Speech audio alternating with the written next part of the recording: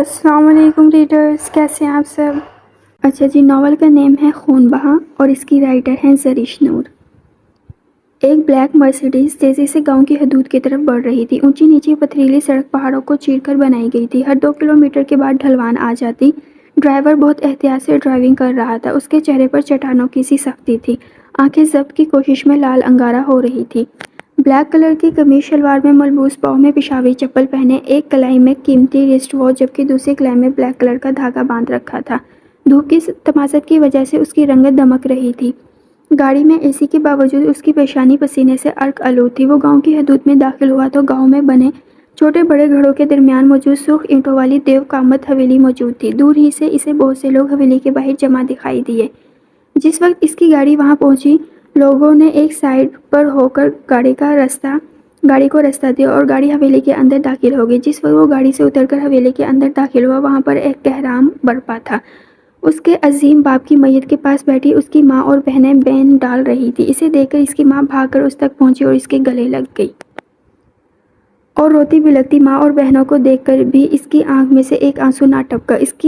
اس نے ماں کا سر چوما اور بہنوں کے سر پر ہاتھ رکھ کر وہ گاؤں کے کچھ اور لوگوں کے ساتھ باپ کی میت کو کاندھا دیا اور تدفین کے لیے لے گئے۔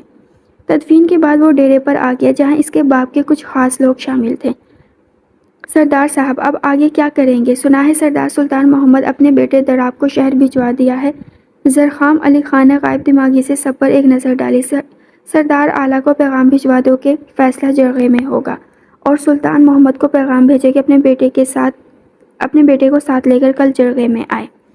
سب نے اسبات میں سر ہلایا، اپنی بندوق کے کندھوں پر ڈالتے ہوئے باہر نکل گئے۔ نور خان، تم یہیں رکو۔ اس کی آواز پر وہ ایک سائیڈ کو مؤدب سا کھڑا ہو گیا۔ کافی دیر کی خاموشی کے بعد زرخام کی آواز گونجی۔ نور خان، تفصیل سے بتاؤ کیا ہوا تھا وہاں؟ سردار، ہمارے گاؤں کی ایک لڑکی کے باپ نے آ کر بتایا کہ دراب خان اور اس کے کچھ دوستوں نے اسے اغوا کر کے اپنے ڈیرے پر لے گئے ہیں، جہاں اسے زیادتی کا نشانہ بنایا گیا ہے۔ اس شخص کی شکایت پر جرگہ بلایا گیا۔ سردار کے ساتھ یہاں صرف میں ہی تھا۔ پنچایت میں سردار اعلیٰ نے دونوں طرف کی بات سن کر فیصلہ کیا دراب خان کو قید کر لیا جائے، جس پر سردار صاحب نے کہا اسے قید کرنے کی بجائے سنسار کیا جائے۔ اس بات پر سلطان محمد اور سردار صاحب کے درمیان تلخ کلامی ہوئی، جس کے بعد جرگے نے سردار کا فیصلہ مان لیا، لیکن اچانک دراب خان اور اس کے آدمیوں نے بندوق نکال لی اور پھر دراب خان نے سردار کے سینے پر پے در پے فائر کیے اور اپنے آدمیوں کے ساتھ ہوائی فائرنگ کرتا وہاں سے بھاگ گیا۔ جرگے میں سب لوگ موجود تھے ماں سوائے سردار زرخام علی خان کے، جو ابھی تک نہیں پہنچا تھا۔ تبھی ایک سائیڈ سے دھول اڑاتی بلیک مرسیڈیز نظر آئی اور آ کر جرگے کے قریب رکی۔ گاڑی میں سے وائٹ کلر کے قمیص شلوار میں ملبوس، پاؤں میں چپل اور سے سردار زرخام علی خان اترا۔ علاقے کی کئی لڑکیاں اس پر مرتی تھیں، لیکن وہ کسی کی طرف آنکھ اٹھا کر نہیں دیکھتا تھا۔ وہ سردار اعلیٰ سلیمان پاشا کے قریب رکھی چیئر پر بیٹھ گیا۔ اس نے اپنے سامنے بیٹھے مجمع پر ایک نظر ڈالی اور پھر اس کی نظر سلطان محمد کے بغل میں کھڑی زینب سلطان پر ٹک گئی، جو بے نیازی سے اپنی کلائی میں بندھی واچ کھول اور بند کر رہی تھی۔ سردار زرخام علی خان، یہ اب آپ کا فیصلہ ہوگا کہ آپ اپنے باپ کے قاتل کے لیے کیا فیصلہ کرتے ہیں۔ سردار اعلیٰ سلیمان پاشا کی آواز پر سردار زرخام علی خان نے اپنے سامنے سر جھکائے کھڑے دراب سلطان پر ایک نظر دوڑائی اور پھر سردار اعلیٰ کی طرف دیکھا۔ میں خون بہا چاہتا ہوں اور خون بہا میں زینب سلطان چاہیے۔ سر پر سگاف باندھے، آنکھوں میں آنسو لیے زینب سلطان نے زرخام علی خان کی طرف دیکھا، جس کے چہرے پر پتھریلے تاثرات تھے۔ اس نے نفی میں سر ہلایا، لیکن اس سے پہلے کہ سلطان محمد کھڑے ہو گئے، مجھے منظور ہے۔ اور زینب سلطان کنگ سے ان 2 مردوں کو دیکھ رہی تھی، جو رشتے میں اس کا باپ لگتا تھا، اور دوسرا زرخام علی خان، جو آج نفرت کے رشتے کو مزید مضبوط کر رہا تھا۔ اس نے اپنی ماں کی طرف دیکھا اور اس نے بھی اپنے بیٹے کی محبت میں نظریں پھیر لی، اور پھر اس نے ایک امید سے اس کی نظر زرخام علی خان پر ٹک گئی، جس نے آنسو سے لبریز اس کی آنکھوں میں دیکھا اور پھر کچھ کہنے کے لیے لب واقعے، لیکن پھر کچھ سوچ کر ہونٹ بھینچ لیے، اور زینب سلطان کی آخری امید بھی دم توڑ گئی۔ میں چاہتا ہوں کہ ابھی ہی جرگے میں ہمارا نکاح ہو۔ اس کی بات پر سلطان محمد تھوڑا تذبذب کا شکار نظر آیا، لیکن وہ زبان دے چکا تھا۔ آنن فانن وہاں مولوی صاحب کو بلایا گیا اور زینب سلطان کو بھائی کی جان کے عوض بیچ دیا گیا، اور زینب سلطان سے زینب زرخام علی خان بن گئی۔ نکاح ہوتے ہی زرخام علی خان اپنی جگہ سے کھڑا ہوا اور ایک نظر زینب سلطان پر ڈال کر وہ دراب کے برابر آ کھڑا ہوا۔ پھر وہ ہوا جو کسی نے سوچا بھی نہیں تھا۔ سب نے بس دراب خان کو نیچے گرتے دیکھا اور سب کی نظر سرخام علی خان کے ہاتھ میں موجود پسٹل پر تھی، جس میں سے 6 فائر ہوئے تھے، اور اس نے 6 کے 6 گولیاں دراب خان کے سینے میں اتار دی۔ سب ششدر سے کھڑے ہو گئے۔ سلطان محمد تیزی سے زرخام خان کی طرف بڑھا اور اسے گریبان سے پکڑنا چاہا، لیکن زرخام علی خان نے بیچ میں ہی اس کا ہاتھ پکڑ لیا۔ سلطان محمد خان نے چبا چبا کر لفظ ادا کیے، میں سردار زرخام علی خان، جو اپنے فیصلے خود کرتا ہے۔ اپنی بیٹی تم نے خون بہا میں دی، اور تمہارے بیٹے کی دوسری سزا ابھی باقی تھی، جو میرے باپ نے اور اس جرگے نے طے کی تھی۔ اس کے ساتھ ہی وہ اس کا ہاتھ چھوڑتا ہوا زینب سلطان پر ایک نظر ڈالتا وہاں سے نکل گیا۔ زینب سلطان بھائی کی میت پر بیٹھی آنسو بہاتی رہ گئی۔ سلطان محمد کی حویلی میں ایک کہرام برپا تھا۔ اس کی ماں بین ڈال رہی تھی، اس کا چھوٹا بھائی ماں اور بہن کو آنسو بہاتے دیکھ رہا تھا۔ زینب سلطان تو حیران تھی کیسے سخت دل شخص سے اس کا نکاح ہوا، جس نے اس کے بھائی کی جان لینے سے پہلے ایک پل کے لیے بھی نہ ہی سوچا تو وہ اس کے ساتھ کیا کرے گا۔ اپنے جوان بھائی کو اپنی آنکھوں کے سامنے دم توڑتے دیکھ کر اس کے دل میں اس شخص کے لیے بے تحاشا نفرت ابھری تھی۔ جب اس کا باپ اپنے جوان بیٹے کے جنازے کو کندھا دے رہا تھا تو وہ اپنی ماں سے لپٹ کر پھوٹ پھوٹ کر روتی۔ وہ حویلی میں داخل ہوا تو اس کی ماں اجڑے ہولیے بکھرے بالوں سے اس کے آگے کھڑی تھی۔ زرخام بتاؤ، اپنے بابا کی جان کے خون کا بدلہ لیا کہ نہیں؟ وہ ماں کو باہوں میں بھر کر کمرے میں لے آیا۔ ماں آپ آرام کریں۔ نہیں زرخام، پہلے بتاؤ اپنے باپ کا بدلہ لیا کہ نہیں؟ اس نے ماں کے قدموں میں بیٹھ کر اپنے ہاتھ ان کے گھٹنوں پر رکھ کر اسبات میں سر ہلایا۔ کیا ہے؟ انہوں نے امید بھری نظروں سے اپنے کڑیل جوان بیٹے کو دیکھا۔ زینب سلطان سے نکاح کر کے آ رہا ہوں۔ اس کی ماں نے شاکی نظروں سے اسے دیکھا اور اپنے گھٹنے پر رکھ کے اس کے ہاتھوں کو جھٹکے سے پڑے دھکیلا۔ وہ اٹھ کر ماں کے برابر بیٹھ گئے، انہیں اپنے حصار میں لے کر اپنے سینے کی طرف اشارہ کرتے بولا، اپنے پسٹل کی 6 کی 6 گولیاں اس کے سینے میں اتار کر آ رہا ہوں۔ ایسے شخص کو دنیا میں رہنے کا کوئی حق نہیں تھا۔ امو جان، آپ کو کیا لگتا ہے آپ کا بیٹا بزدل ہے جو اپنے باپ کے ناش پر نکاح کر کے آئے گا؟ میں تو اپنے دشمنوں کو دوہری سزا دینا چاہتا ہوں، اور اپنے بیٹے کے لیے بھی روئے اور بیٹی کے لیے بھی۔ اس نے کیا سمجھا اس کا بیٹا دوسروں کی عزت کے ساتھ کھیلے گا اور دوسروں کی جان لے گا، اسے پوچھنے والا کوئی نہیں ہوگا؟ لیکن زرخام، اس لڑکی کا تو کوئی قصور نہیں، تمہیں اس کے ساتھ ایسا نہیں کرنا چاہیے تھا۔ وہ ان کی بات پر وہ خاموش ہو گیا۔ اپنی ماں کی بات پر وہ مر کر بھی رد نہیں کر سکتا تھا۔ اسے دنیا میں سب سے زیادہ محبت اپنی فیملی سے تھی، اور ان کے لیے وہ کسی بھی حد تک گزر سکتا تھا۔ امو جان، اوزگل اور آبرو کہاں ہیں؟ اوزگل کو اسفر کھانا کھلایا اور آبرو اپنے کمرے میں ہے۔ آپ نے کھانا کھایا؟ نہیں، میں تمہارا انتظار کر رہی تھی، چلے پھر چل کر کھاتے ہیں۔ وہ ماں کا ہاتھ تھام کر اپنے ساتھ باہر لے آیا اور ملازمہ کو کھانا لگانے کے لیے کہا۔ تو میرا شیر بیٹا، تجھے بڑے ہو کر زرخام علی خان سے اپنے بھائی کا بدلہ لینا ہے۔ میں زندہ رہوں یا نہ رہوں، لیکن تم نے اسے اپنے باپ کی آخری خواہش سمجھ کر پورا کرنا ہے۔ یہ سب سنتی زینب آگے بڑھی اور وہ مقداد کو اپنی باہوں میں بھر لیا۔ بابا، آپ اس کے ذہن میں کیسی باتیں ڈال رہے ہیں؟ ایک بیٹے کو قربان کر کے آپ کو سکون نہیں ملا جو دوسرے کو بھی وہی سبق پڑھا رہے؟ خدا کا واسطہ آپ کو بھول جائیں ان سب کو، اور سکون سے رہیں خود بھی اور دوسروں کو بھی سکون سے جینے دیں۔ بات کے اختتام پر اس نے باپ کے آگے ہاتھ جوڑ دیے۔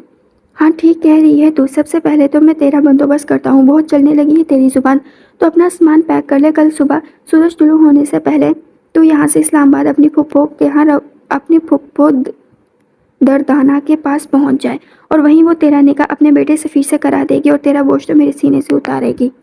بیٹیاں باپ کے کام آتی ہے، اور تو ناکارہ کمبخت کہیں کہ میرے بیٹے کو کھا گئی۔ میں نے کیا کیا بابا؟ اور یہ آپ کیا کہہ رہے ہیں؟ میرا نکاح ہو چکا ہے، اب نکاح پر نکاح کروائیں گے؟ یہ تو بہت بڑا گناہ ہے۔ چٹاک کی آواز کے ساتھ ایک زوردار تھپڑ اس کے منہ پر پڑا۔ اس کا ہونٹ کا کنارہ پھٹ گیا، جس میں سے خون کی ننھی ننھی بوندیں نکل کر اس کی تھوڑی پر پہنچ آئی تھی۔ سلطان محمد نے آگے بڑھ کر اس کے بالوں کو مٹھی میں جگڑ لیا۔ خبردار، اگر اس نکاح کا نام بھی لیا تو میں تیرے ٹکڑے ٹکڑے کر دوں گا۔ نزاکت، نزاکت، انہوں نے اپنے ڈرائیور کو آواز دی۔ نزاکت، اس لڑکی کو لے کر ابھی کے ابھی نکل جاؤ تاکہ صبح ہونے تک یہ اسلام آباد پہنچ جائے۔ رات کا پچھلا پہر تھا، ہر طرف ہو کا عالم تھا۔ وہ اپنے مختصر سے سامان کے ساتھ اسلام آباد کے لیے رواں دوا تھی۔ گاڑی تیزی سے آگے بڑھ رہی تھی۔ پتھریلی سڑک ہونے کی وجہ سے گاڑی ہچکولے کھاتی چل رہی تھی۔ زینب سلطان خاموشی سے آنسو بہاتی اپنے نصیبوں پر ماتم کنا تھی۔ وہ اپنے خیالوں سے اس وقت نکلی جب ایک اور گاڑی کی ہیڈ لائٹس اس کی آنکھوں پر پڑی اور ڈرائیور نے گاڑی ایک جھٹکے سے روک دی۔ کون ہے نزاکت؟ Be B G زرخام Ali Khan ہے، اور ڈرائیور کی بات پر وہ پوری جان سے کام گئی۔ تبھی زینب نے اسے اپنی گاڑی سے نکل کر اپنی گاڑی کی طرف آتے دیکھا۔ اس نے خوف سے آنکھیں بند کر لی۔ دروازہ کھلنے کی آواز پر اس نے مڑ کر دیکھا تو اپنی چھا جانے والی شخصیت کے ساتھ وہ سامنے کھڑا تھا۔ نزاکت، اسے لے کر کہاں جا رہے ہو؟ اسلام آباد۔ اوکے، اچھی بات ہے۔ زینب نے اسے کوٹ کی جیب سے کچھ نکالتے دیکھا۔ اگلے لمحے اس نے ایک کارڈ اس کی طرف بڑھایا۔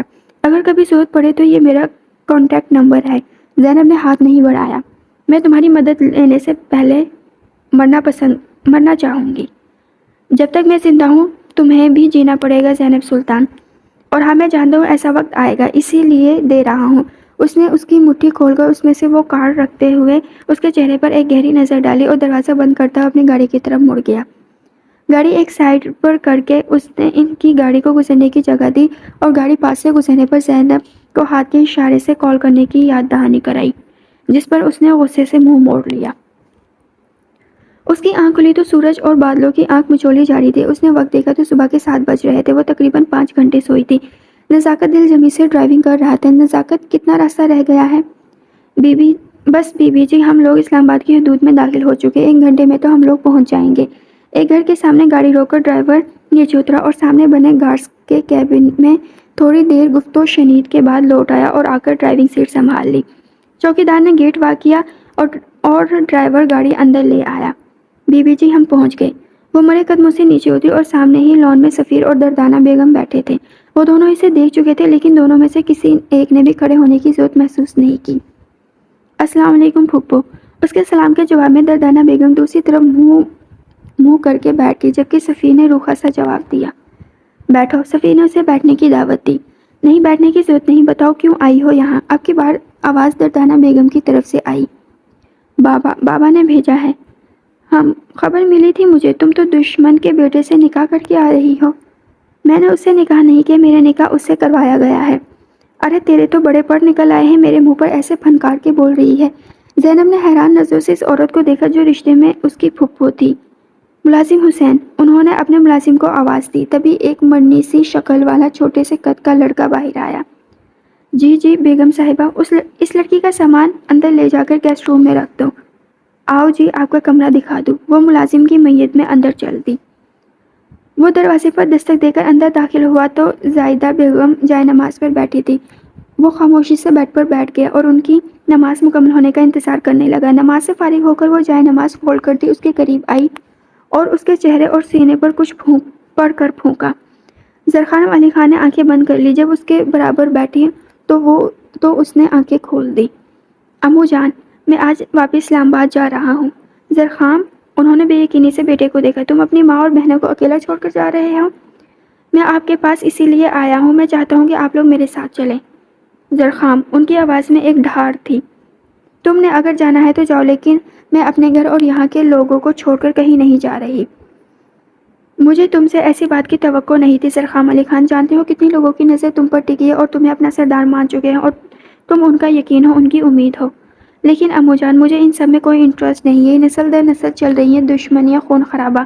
زائدہ بیگم نے ایک چبھتی نظر زرخام کے چہرے پر ڈالی۔ پھر زینب سلطان سے نکاح کیوں کیا؟ زائدہ خاتون نے اس کے چہرے پر ایک نگاہ ڈالی اور سوال کیا، جس سے وہ پچھلے 10 دن سے بھاگ رہا تھا۔ اس نے خاموش نظر ماں پر ڈالی اور اپنی جگہ سے اٹھ کر دروازے کی طرف بڑھ گیا۔ زرخام، جواب دے کر جاؤ، تمہاری ماں نے تم سے کچھ پوچھا ہے؟ اس نے ایک درد بھری نظر اپنی ماں کو دیکھا۔ اتنی ظالم کیوں بن رہی ہے جو بعد میں سوچنا بھی نہیں چاہتا؟ آپ وہ میرے منہ سے کہلوانا چاہتی ہیں؟ زرخام، کیوں؟ اپنی بے عزتی کا بدلہ لینا چاہتے تھے تم زرخام علی خان؟ وہ تم سے بہت چھوٹی اور کچھ بھی نہیں جانتی، تو اسے جاننا ہوگا اگر اس کی زندگی کو میں جہنم بناؤں گا جیسے میری زندگی جہنم بنی۔ زرخام کمزوروں سے بدلہ نہیں لیتے۔ وہ کمزور تو نہیں امو جان، فائقہ سلطان کی بہن ہے، اس کے جیسی ہی ہوگی۔ زرخام، تمہاری بھی بہنیں ہیں؟ ہاں ہیں، لیکن میری بہنیں فائقہ سلطان جیسی نہیں۔ وہ اس وقت لانچ میں بیٹھی تھی۔ گھر میں دردانہ بیگم اور سفیر دونوں ہی موجود نہیں تھے، اس لیے وہ پوری آزادی کے ساتھ بیٹھی ہاتھ میں ڈرائی فروٹس کی ٹرے لیے چینل سرچ کر رہی تھی، جب ایک شخصیت کو دیکھ کر اس کا ہاتھ رک گیا جہاں نیوز کاسٹر کہہ رہی تھی، آئیے ہم آپ کو اسلام آباد لے چلتے ہیں، جہاں اس وقت پاکستان کے یونیسیف کے بورڈ آف ڈائریکٹر کے ساتھ ایشین ہیڈ زیک پریس کانفرنس کر رہے ہیں۔ بلیک کلر کے 3 پیس سوٹ میں ملبوس، ہاتھوں میں فائلز پکڑے وہ بہت کانفیڈنس میں آ کر سب کو سلام کرتا چیئر سنبھال رہا تھا۔ سر، ہم نے سنا ہے کہ آپ اپنے عہدے سے مستعفی ہو رہے ہیں۔ زرخام علی خان نے مسکرا کر اس سمت دیکھا جس طرف سے سوال آیا تھا۔ جی، آپ نے صحیح سنا، میں اپنے عہدے سے مستعفی ہو رہا ہوں۔ سر، اس کی کوئی خاص وجہ؟ جی، کچھ نجی مسائل کی وجہ سے میں یہ جاب جاری نہیں رکھ سکتا۔ وہ اور بھی بہت کچھ کہہ رہا تھا اور زینب سلطان آنکھیں پھاڑے منہ کھولے یہ سب دیکھ رہی تھی۔ وہ متاثر اور حیران نظروں سے اسے دیکھ رہی تھی، جو اپنے علاقائی حلیے میں تو خوبصورت لگتا تھا، لیکن آج اسے ماڈرن ڈریس میں دیکھ کر وہ بہت متاثر نظر آ رہی تھی۔ تبھی اس کے موبائل پر رنگ ہوئی۔ اس نے نمبر دیکھے بغیر کال ریسیو کی۔ زینی، یہ میں کیا سن رہی ہوں؟ تم نے اس زرخام علی خان سے نکاح کر لیا؟ جانتی ہو وہ بہت بڑا کمینہ ہے۔ تم نہیں جانتی زینی اس نے میرے ساتھ کیا کیا۔ زینب نے موبائل کان سے ہٹا کر اسے گھورا، جیسے موبائل کی جگہ فائقہ سلطان اس کے سامنے ہو۔ آپ ہی کیا اس لیے آپ نے مجھے اتنے عرصے بعد کال کی ہے؟ میری جانی، مجھے بابا نے بتایا کہ تم نے اس سے نکاح کیا ہے، تو مجھ سے صبر ہی نہیں ہوا۔ اچھا، بابا نے آپ کو یہ نہیں بتایا کہ انہوں نے یہ نکاح خود کروایا اپنے بیٹے کی جان بچانے کے لیے؟ زینی، بابا نے تو چلو جو بھی کیا، لیکن دیکھو تم اسے کال کرو، اسے کہو کہ وہ تمہیں طلاق دے دے، وہ جو مطالبات رکھے وہ مان لینا، لیکن اپنی جان چھڑوا لینا۔ فائقہ نے تو کہہ کر کال بند کر دی اور زینب اور موبائل ہاتھ میں لیے عجیب کشمکش میں تھی۔ کال کروں یا نہیں؟ وہ ہاں اور نہیں کے درمیان لٹکی ہوئی تھی۔ وہ اپنے کمرے میں ادھر ادھر ٹہل کر تھک گئی تھی۔ پھر اس نے اپنے ہینڈ بیگ میں وہ کارڈ نکالا جس میں جیلی حروف میں لکھا ہوا تھا ZAK، Zak, head of UNICEF board of director South Asia. اس کے نیچے اس کا نمبر لکھا تھا۔ اس نے کانپتے ہاتھوں سے اس کا نمبر سیو کیا اور کافی دیر کی کشمکش کے بعد کال کر لی۔ بیل جا رہی تھی، 1 2 3، اور پھر ماؤتھ پیس سے اس کی گمبھیر آواز اس کے کانوں سے ٹکرائی۔ Hello hello. زینب کا دل دھک دھک کرتا پسلیاں توڑ کر باہر نکلنے کو تیار تھا۔ زینب نے جلدی سے کال کاٹ دی اور موبائل سامنے بیڈ پر پھینک دیا جیسے وہ اسے ابھی بھی دیکھ رہا ہو۔ تبھی اس کے واٹس ایپ پر میسج موصول ہوا۔ اس نے واٹس ایپ کھولا، سامنے اس کا نام کا میسج تھا۔ اس نے جلدی سے میسج اوپن کیا۔ زینب، میں ابھی مصروف ہوں، رات کو کال کرتا ہوں۔ زینب سلطان کنگ سے اپنی جگہ بیٹھتی چلی گئی۔ کیا اس کے پاس میرا نمبر پہلے سے تھا؟ اسے اس شخص سے خوف محسوس ہوا اور فائقہ کی باتیں سچ لگنے لگی۔ اس نے اس سے بات نہ کرنے کا تہیہ کیا اور چادر تان کر سونے کی کوشش کرنے لگی۔ زرخام علی خان کا آج آفس میں آخری دن ہونے کی وجہ سے کافی دیر ہو گئی تھی۔ اٹھنے سے پہلے اچانک اسے خیال آیا آج اسے زینب نے کال کی تھی اور اسے کام زیادہ ہونے کی وجہ سے موقع نہیں ملا۔ زینب کو کال ملاتے وہ آفس سے نکلا اور دوسری طرف بیل جا رہی تھی، لیکن کال ریسیو نہیں ہوئی۔ اس نے وقت دیکھا تو رات کے 12 بج رہے تھے۔ اس نے سوچا وہ سو چکی ہوگی تو کال ڈسکنیکٹ کر کے پاکٹ میں رکھ لی۔ وہ گاڑی کو لاک کھول رہا تھا جس وقت اس کے موبائل میں رنگ ہوئی۔ اس نے نمبر دیکھے بغیر کال ریسیو کی اور دوسری طرف کی آواز سن کر اس کے چہرے پر پتھریلا تاثرات نمودار ہوئے۔ کیوں کال کی ہے؟ وہ بولا تو اس کی آواز میں چٹانوں کی سی سختی تھی۔ تم نے میری بہن سے نکاح کیا؟ ایک نمبر کے دھوکے باز انسان ہو تم، فائقہ تل ملا کر بولی۔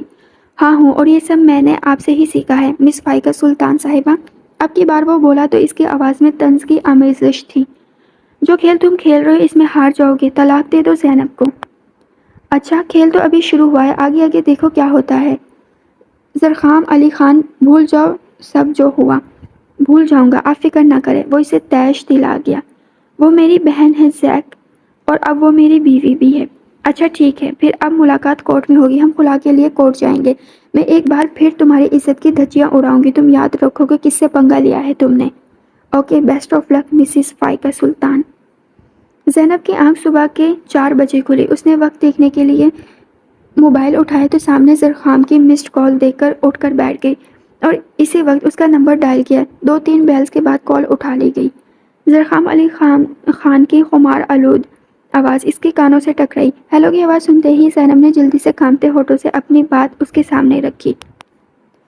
مجھے آپ سے طلاق چاہیے، مجھے آپ جیسے شخص سے شدید نفرت ہے۔ آپ کے لیے اچھا ہوگا کہ آپ میری جان چھوڑ دیں۔ آپ ہیں کون؟ اس کی اتنی لمبی تقریر کے جواب میں جو سوال کیا گیا وہ سن کر وہ تھوڑی دیر کے لیے خاموش ہو گئی۔ آپ نے کتنی لڑکیوں سے شادی کر رکھی ہے؟ میں زینب سلطان ہوں۔ جی کو لمبا کھینچا گیا۔ جی کیا؟ کچھ نہیں۔ آپ نے مجھے اس وقت یہ بتانے کے لیے کال کی ہے کہ میں آپ کا پیچھا چھوڑ دوں؟ اگر میں نہ کروں تو پھر آپ کیا کریں گی؟ زینب خاموشی سے ہونٹ کاٹنے لگی۔ اسے سمجھ نہیں آ رہی تھی وہ کیا کہے۔ زینب زرخام علی خان، میں نے آپ کو پورے ایک گاؤں کے سامنے اپنایا، اب آپ میری ملکیت ہے، میں جب چاہوں آپ کو اپنے گھر لا سکتا ہوں، لیکن میں آپ کو وقت دینا چاہتا ہوں۔ آپ کے بھائی نے جو کیا اس کی سزا تو آپ کو بھی ملے گی۔ جی، اور بہن کے لیے بھی، زینب کی طرف سے فوری جواب آیا، جبکہ دوسری طرف خاموشی چھا گئی۔ سے امید نہیں تھی کہ وہ کچھ جانتی ہوگی۔ جی ہاں، اس کی بھی۔ اس کی سرد آواز زینب کے کانوں سے ٹکرائی اور ساتھ ہی ٹو ٹو کی آواز کے ساتھ کال کاٹ دی گئی۔ زینب نے غصے سے موبائل دور پھینکا، لیکن احتیاط کے ساتھ کہ موبائل کو کوئی نقصان نہ پہنچے، کیونکہ وہ جانتی تھی اگر یہ موبائل خراب ہو گیا تو اسے نیا موبائل کسی نے نہیں لا کر دینا تھا۔ یہ ایک پرائیویٹ ہسپتال کی سرجیکل وارڈ تھی، جہاں اس وقت اس کے سامنے ایک زندہ لاش موجود تھی۔ وہ دھیرے سے چلتا ہوا اس کے بیڈ کے قریب رکھے بینچ پر بیٹھ گیا اور بہت سی نلیوں میں جگڑے اس کے ہاتھ کو اپنے ہاتھوں میں لیا۔ جانتی ہیں میرا نکاح ہو چکا ہے، میں نے شادی کر لی، لیکن آپ تو تھی ہی نہیں میری شادی پر۔ آپ کتنا سوتی ہیں، آپ کی یہ نیند پورا ہونے کا نام نہیں لے رہی۔ سالوں ہو گئے ہیں مجھے آپ کے جاننے کا انتظار کرتے ہوئے۔ آپ کو مجھ سے بالکل بھی محبت نہیں، ورنہ آپ میرے جگانے پر ایک بار تو اٹھ جاتی۔ سامنے لیٹے وجود کی آنکھ سے آنسو نکل کر ان کے کان کی طرف بھاگنے لگا، جسے اس نے اپنے پوروں پر چون لیا۔ میں جانتا ہوں کہ آپ سن رہی ہیں، آپ اپنے آنسو سے مجھے بلیک میل کر دیتی ہیں، لیکن اٹھتی نہیں ہیں۔ اس نے اس کی پیشانی پر بوسہ لیا اور بیرونی دروازے کی طرف مڑ گیا۔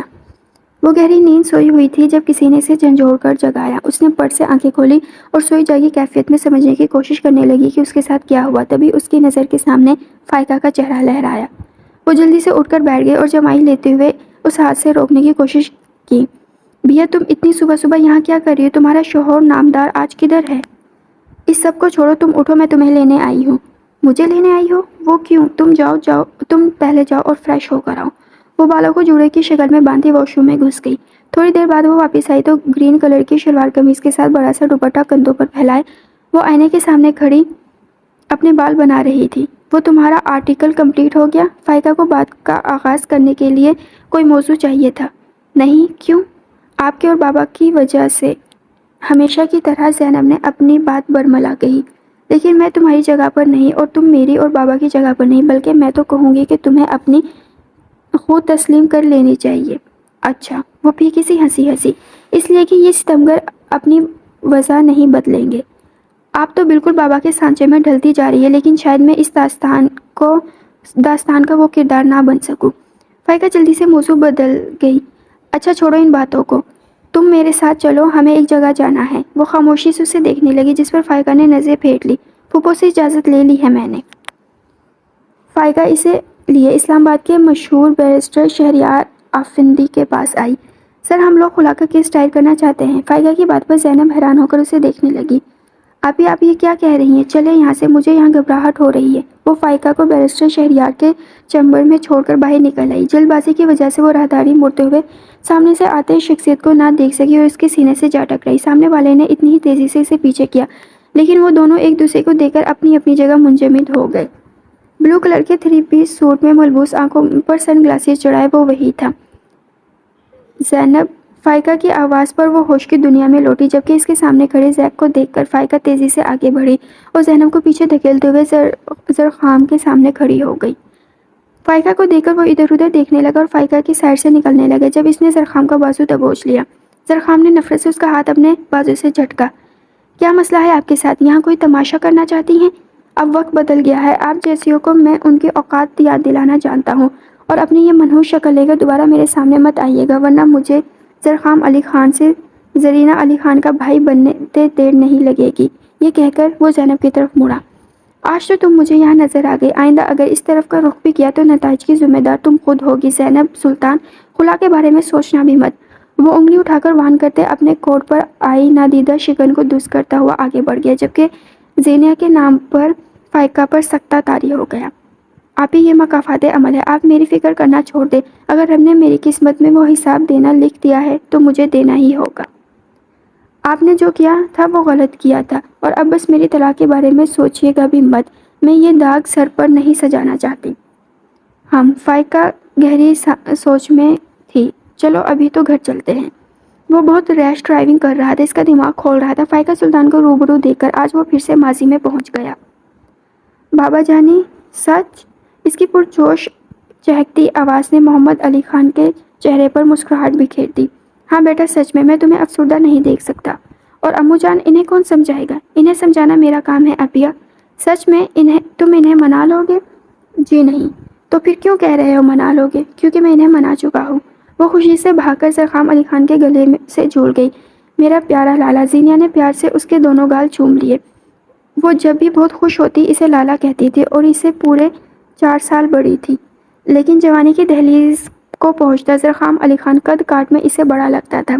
زینیا علی خان اپنے کالج میں گریجویشن میں ٹاپ کیا تھا اور وہ مزید پڑھنے کے لیے اسلام آباد جانا چاہتی تھی، لیکن زائدہ خاتون چاہتی تھی کہ بس وہ اب اس کی شادی کر دے، اور پھر امو جان کے نانا کرنے کے باوجود وہ اسلام آباد چلی گئی جہاں وہ ہاسٹل میں رہ رہی تھی۔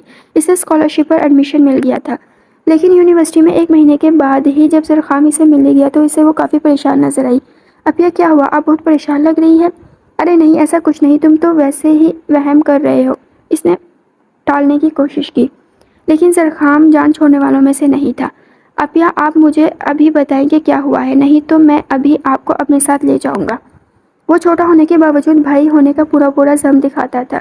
وہ کشمکش کا شکار تھی کہ بتائے کہ نہیں۔ اس نے اپنے اور زرخام کے درمیان موجود فاصلے کو ختم کرتے ہوئے اس کے دونوں ہاتھ تھام لیے۔ زرخام، وہ فائقہ سلطان بھی میری یونیورسٹی میں پڑھتی اور مجھے اس سے ڈر لگتا ہے۔ اس نے بہت سوچ بچار کے بعد بہت سی باتیں ہدف کر کے ایک جملے میں اپنی پریشانی بتائی۔ عافیہ کیا چیز ہے آپ بھی؟ وہ کوئی چڑیل ہے جو آپ کو اس سے ڈر لگتا ہے؟ آپ تو میری بہت بہادر بہن ہیں۔ اس کے بعد پر زینیا نے مسکرا کر سر اس کے بازو پر ٹکا دیا، اور زرخام علی خان کے دماغ میں بس ایک نام محفوظ ہو گیا جس سے اس کی بہن خوفزدہ تھی، فائقہ سلطان۔ زینیا ڈائری لکھتی تھی، اور جب زرخام کے ہاتھ وہ ڈائری لگی تب تک بہت دیر ہو چکی تھی۔ یونی کے پہلے دن وہ کلاس میں بیٹھی کچھ نوٹس بنا رہی تھی جب وہاں فائقہ اپنے کچھ دوستوں کے ساتھ آدم کی۔ زینیا کے ہاتھ کانپنے لگے، لیکن اس نے خود کو مضبوط کرتے ہوئے وہاں سے جانے کی کوشش کی جب ایک لڑکا اس کے سامنے آ کر رک گیا۔ ارے سونو، کہاں چل دیا؟ ہم تو ابھی آئے ہیں، دیدار تو کرنے دے۔ اس لڑکے نے اس کے گال کو چھونے کی کوشش کی، لیکن زینیا نے اس کا ہاتھ جھٹک دیا۔ وہ لڑکا غضبناک ہو کر اس کی طرف بڑھا، لیکن اس سے پہلے ہی لڑکوں کا ایک اور گروپ وہاں پہنچ آیا جن کا گروپ لیڈر فوزان یحییٰ ایک سلجھا ہوا لڑکا تھا۔ اسے دیکھ کر فائقہ اور اس کے دوست نکل گئے، جبکہ فائقہ سلطان نے جاتے جاتے مڑ کر اس کی طرف دیکھ کر انگوٹھے کے اشارے سے اسے لوزر کا نشان بناتی نکل گئی۔ وہ اپنی جگہ پر ڈھسی گئی، اس میں اتنی ہمت نہیں تھی کہ اٹھ کر وہاں سے جا سکے۔ تبھی فوزان یحییٰ کی نظر اس پر پڑی۔ Excuse me, are you okay? اس کی آواز پر زینیا نے سر اٹھا کر اسے دیکھا اور اس بات میں سر ہلایا جس پر وہ اس کی ٹٹولتی نظروں سے دیکھتا وہاں اپنے گروپ کے لڑکوں کے ساتھ چلا گیا۔ گاڑی ایک جھٹکے سے رکی اور زرخام ماضی کو پیچھے چھوڑتا حال میں لوٹا۔ وہ اپنے فلیٹ کے باہر کھڑا، آج سے وہ ہمیشہ کے لیے اپنے گاؤں جا رہا تھا جہاں اس کی ماں اور بہنیں اس کی منتظر تھیں۔ وہ اندر داخل ہوا تو پورے فلیٹ میں نیم اندھیرا چھایا ہوا تھا۔ وہ دروازہ لاک کر کے اپنے کمرے میں آیا اور اسٹڈی ٹیبل پر ڈھسا گیا۔ اس نے ہاتھ مار کر ٹیبل لیمپ آن کیا اور سرخ جلد والی ڈائری ہاتھ بڑھا کر قریب کی اور اسے کھول لیا۔ وہ اس ڈائری کو کئی بار پڑھ چکا تھا۔ ہر روز رات کو وہ یہ ڈائری پڑھتا تھا اور ایک دن اذیت کا شکار ہوتا تھا۔ وہ کیسا بھائی تھا جو اپنی بہن کی حفاظت نہ کر سکا؟ زینیا چھٹیاں پر گھر آئی ہوئی تھی اور اپنی ڈاکٹری کا روب اب امو جان پر خوب جما رہی تھی۔ پرفیکٹ امو جان، آپ کا تو آج بی پی بالکل سیٹ ہے۔ زائرہ کا بی پی چیک کر کے زینیا نے اسٹیٹوسکوپ سمیٹ کر اپنے بیگ میں رکھا اور مسکرا کر ماں کو دیکھا جو خاصی فریش لگ رہی تھی۔ ایک سائڈ پر بیٹھے زرخام نے بہن کو دیکھا جو ماں کی ایک ٹیبلٹ اٹھا کر دیکھ رہی تھی کہ انہیں بتا رہی تھی کون سی دوا کون سی بیماری کے لیے۔ وہ جانتا تھا کہ اس کی اولین خواہش تھی کہ وہ ڈاکٹر بنے، لیکن گھر میں سب کو مناتے اس کے کئی سال ضائع ہو گئے تھے۔ یونی میں فرسٹ سیمسٹر میں اس کی سیکنڈ پوزیشن آئی تھی۔ وہ بہت سے پروفیسر کی نظر میں آ گئی تھی۔ اس دن وہ بہت خوش تھی۔ اس نے کال کر کے زرخام کو اپنی کامیابی کے بارے میں بتایا تو وہ بھی بہت خوش ہوا، اور پھر باری باری سب سے بات کرنے کے بعد وہ سرشار سی کینٹین چلی گئی جہاں فائقہ اور اس کے چند دوست بیٹھے ہوئے تھے۔ فائقہ دردانہ بیگم کے پاس مقیم تھی۔ تبھی وہاں فوزان یحییٰ نے زینیا کو پرپوز کیا۔ اس کا تعلق ایلیٹ کلاس سے تھا، لیکن وہ نہیں جانتا تھا کہ زینیا علی خان جہاں سے تعلق رکھتی تھی وہاں ایسی باتوں کی گنجائش نہیں نکلتی تھی۔ وہ زینیا کے سامنے بیٹھا اس کے جواب کا منتظر تھا، جبکہ وہ اس کی اس حرکت پر تھر تھر کانپ رہی تھی۔ زینیا نے اپنے ارد گرد ایک نظر ڈالی اور نفیمت سر ہلا کر وہاں سے چل دی، جبکہ ایک ٹیبل پر بیٹھی فائقہ سلطان اس منظر کو اپنے موبائل میں قید کر چکی تھی۔ زینیا کو کافی دنوں سے محسوس ہو رہا تھا جیسے کوئی اس کا پیچھا کر رہا ہے۔ اس کی یونی میں کسی کے ساتھ دوستی تو نہیں تھی کہ جسے وہ بتاتی۔ وہ بہت ڈری سہمی ادھر سے ادھر دیکھنے لگی۔ ایک دن اس نے فائقہ کو کچھ لڑکوں کے ساتھ دیکھا جنہیں وہ کچھ پیسے دے رہی تھی۔ وہ کچھ رازداری برت رہی تھی۔ زینہ کو دیکھ کر مسکرا کر اس کے پاس چلی گئی اور پھر دیکھتے ہی دیکھتے ان دونوں میں اچھی خاصی گہری دوستی ہو گئی۔ ایک پودا ہوتا ہے جس کے پتے نرم و ملائم ہوتے ہیں اور اس کی ٹہنیاں نازک ہوتی ہیں، وہ ہلکے سے جھٹکے سے ٹوٹ جاتی ہے۔ اس پودے پر بظاہر کوئی کانٹے نہیں ہوتے اور اس کی شاخوں پر ننھے ننھے پھول کھلتے ہیں۔ وہ اندر سے گہرا نیلا رنگ ہوتا ہے، لیکن اس پودے کے سبز پتوں کی رگوں میں دوڑتا سفید دودھ اس قدر زہریلا ہوتا ہے کہ وہ کسی کی آنکھ میں گرے تو اندھا کر دے۔ انسان کو خیر نہیں، لیکن جانور بھی اسے کھانا پسند نہیں کرتے۔ کچھ انسان بھی ایسے ہوتے ہیں، بظاہر پتوں کی طرح، آگ کے پتوں کی طرح نرم و ملائم، اپنے اندر نفرت کا ایک جہاں پالے رکھتے ہیں۔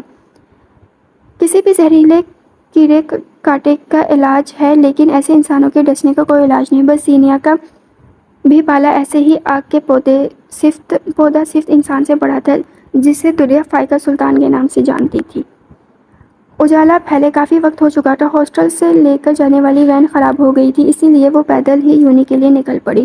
فٹ پاتھ پر اس وقت اور بھی بہت سے لوگ اس کے پیچھے آ رہے تھے، جن کی چال ہی نہیں انداز میں بھی عجلت تھی۔ تیز تر قدم اٹھاتے اچانک اس کی نظر اپنے برابر میں پڑی، جہاں صفورہ یحییٰ اس کے قدم سے قدم ملا کر چل رہا تھا۔ اسے دیکھ کر اس کے قدم سست پڑ گئے۔ شفاف چہرے پر معصومیت رقص کر رہی تھی، وہ گال گلابی پڑ رہے تھے۔ وہ زیر لب کچھ پڑھ رہی تھی۔ گلابی کلر کے گاؤن پر گلابی حجاب لپیٹے وہ کوئی پاکیزہ روح لگ رہی تھی۔ صفوان کی نظر اس کے چہرے پر جیسے گڑ سی گئی۔ سنو، وہ رک گئی تھی۔ جلدی کہو، تم مجھے بہت اچھی لگتی ہو۔ تو میں کیا کروں؟ سر پر لپیٹے اسکارف سے پیشانی کے بال چھپ گئے تھے، چہرہ ناگواری لیے ہوئے تھا۔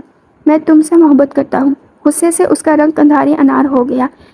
تمہارا دماغ ٹھکانے پر ہے؟ سنو، مجھے تمہارا ایڈریس چاہیے، میں اپنے ماں باپ کو تمہارے گھر بھیجنا چاہتا ہوں۔ وہ ٹھٹک کر رک گئی اور اب پوری طرح اس کی طرف رخ کر کے کھڑی ہو گئی تھی۔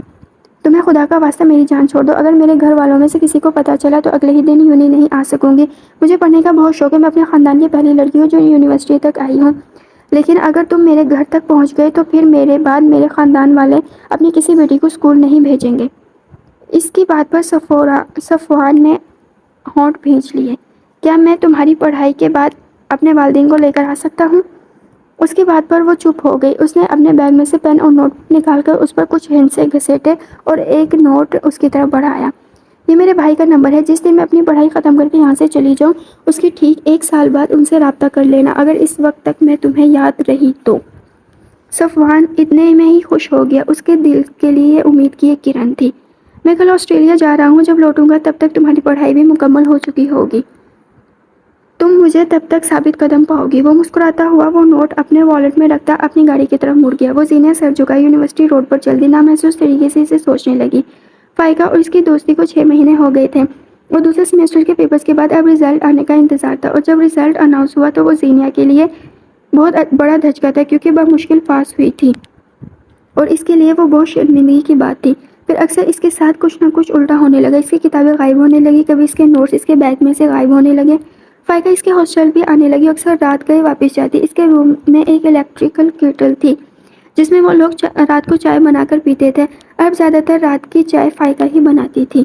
زینہ چائے پیتے پیتے جلدی سو جاتی، اکثر اوقات اس کی آنکھ دن کے 1-2 بجے کھلتی۔ وہ بہت پریشان رہنے لگی، یونیورسٹی میں کم اٹینڈنس کی وجہ سے اسے وارننگ لیٹرز بھی ایشو کیا گیا تھا۔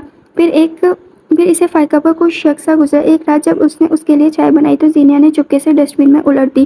فائقہ کی موجودگی میں تو نیند کا بہانہ کر کے سو گئی، پھر وہ روز بھی یہی کام کرنے لگی۔ یونی میں اسے دیکھ کر فائقہ کے ماتھے پر بل بڑھنے لگے۔ وہ اس وقت یونیورسٹی گراؤنڈ میں موجود تھی، موسم صاف تھا، دھوپ چمک رہی تھی، لیکن دور کہیں آسمان کے کناروں پر بادل سر اٹھا رہے تھے۔ ان دونوں کا لاسٹ سیمسٹر چل رہا تھا۔ فائقہ اب اس سے کھچی کھچی سی رہنے لگی، اور پھر فائقہ کا رزلٹ والا دن بھی آ گیا۔ زینہ نے یونیورسٹی میں ٹاپ کیا تھا اور فائقہ کے لیے یہ بات ناقابل برداشت تھی۔ وہ زینہ کو سخت نظروں سے گھورتی اس کے پاس سے گزر گئی، لیکن اس نے نوٹس نہیں لیا۔ یونیورسٹی میں مس ایلیگنس کے نام سے مشہور تھی، سب لوگ اس کی بہت عزت کرتے تھے۔ بہت سے لڑکے اور لڑکیوں نے اسے مبارکباد دی، یونی کے سبھی لڑکے اس کی بہت عزت کرتے تھے۔ پھر اس نے صفوان کے دوستوں کو اپنی طرف بڑھتے دیکھا، جنہوں نے اسے مبارکباد نہیں بلکہ اس کے لیے پھول اور بہت سارے تحائف بھی لائے تھے۔ وہ ہاسٹل پہنچنے تک بہت تھک چکی تھی، لیکن پھر بھی اس نے سارے تحائف کھولے۔ یہ دیکھ کر حیران رہ گئی کہ اسے وہ تحائف دیے گئے تو مختلف لوگوں نے تھے، لیکن سب پر صرف صفوان یحییٰ کا نام لکھا ہوا تھا، اور پہلی بار اس نام نے اس کے دل کے تاروں کو چھیڑا تھا۔ 4 سال گزر چکے تھے، لیکن وہ اسے نہیں بھولا تھا۔ اس کے بعد ڈائری کے سارے صفحے کوڑے تھے، ان پر اس سے آگے کچھ نہیں لکھا تھا۔ زرخام نے ڈائری بند کی اور سر ٹیبل پر رکھے اپنے ہاتھوں پر گرا گیا۔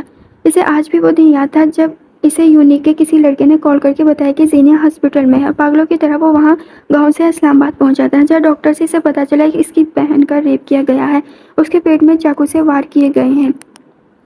اس کی زندگی تو بچ گئی، لیکن وہ ایک گہری نیند میں سو گئی تھی۔ اس کے ساتھ ہی اس کے مجرموں کے نام بھی کہیں چھپ گئے۔ لیکن زرخام نے جو معلومات اکٹھی کی تھی، اس سے کہیں یہی پتا چلا تھا کہ جس دن یہ واقعہ ہوا تھا اس دن وہ فائقہ کے ساتھ یونیورسٹی گئی تھی، اور جب اسلام آباد میں دردانہ بیگم کے گھر پہنچا تو اسے بتایا گیا تھا فائقہ سلطان تو اپنے گاؤں چلی گئی۔ اس نے امو جان اور بابا سے ریپ والی بات چھپا لی اور صرف یہی بتایا کہ کوئی چور تھے جو اسے موبائل اور پیسے چھین رہے تھے، اور اس کے ہاتھا پائی میں وہ زخمی ہو گئی۔ لیکن آگے کے دن زیادہ مشکل ہو گئے جب وہ بے ہوشی میں واپس ہوش کی دنیا میں نہیں لوٹی اور ہر روز ایک نئی امید سے اٹھتا۔ آج وہ خوبصورت دن تھا جب وہ نیند سے جاگ جائے گی، لیکن ڈاکٹرز کا کہنا تھا کہ وہ خود ہی ٹھیک نہیں ہونا چاہتی۔ جب تک وہ نہیں چاہے گی وہ اس نیند سے باہر نہیں آ سکتی۔ وہ سب کچھ سن سکتی تھی، محسوس بھی کر سکتی تھی۔ زرخام سلطان حویلی گیا تو اس نے سلطان خان سے کہا کہ وہ اپنی بیٹی کو بلائے۔ تب فائقہ سلطان بڑے زم سے وہاں آئی اور زرخام کے زینہ سے پیش آنے والے حادثے کے متعلق پوچھنے پر وہ مکر گئی کہ وہ زینہ کو جانتی ہی نہیں۔ زرخام کو اس کو مارنے کے لیے اس کی طرف بڑھا، لیکن سلطان خان کے گارڈز درمیان میں آ گئے اور وہ وہاں سے لوٹ آیا۔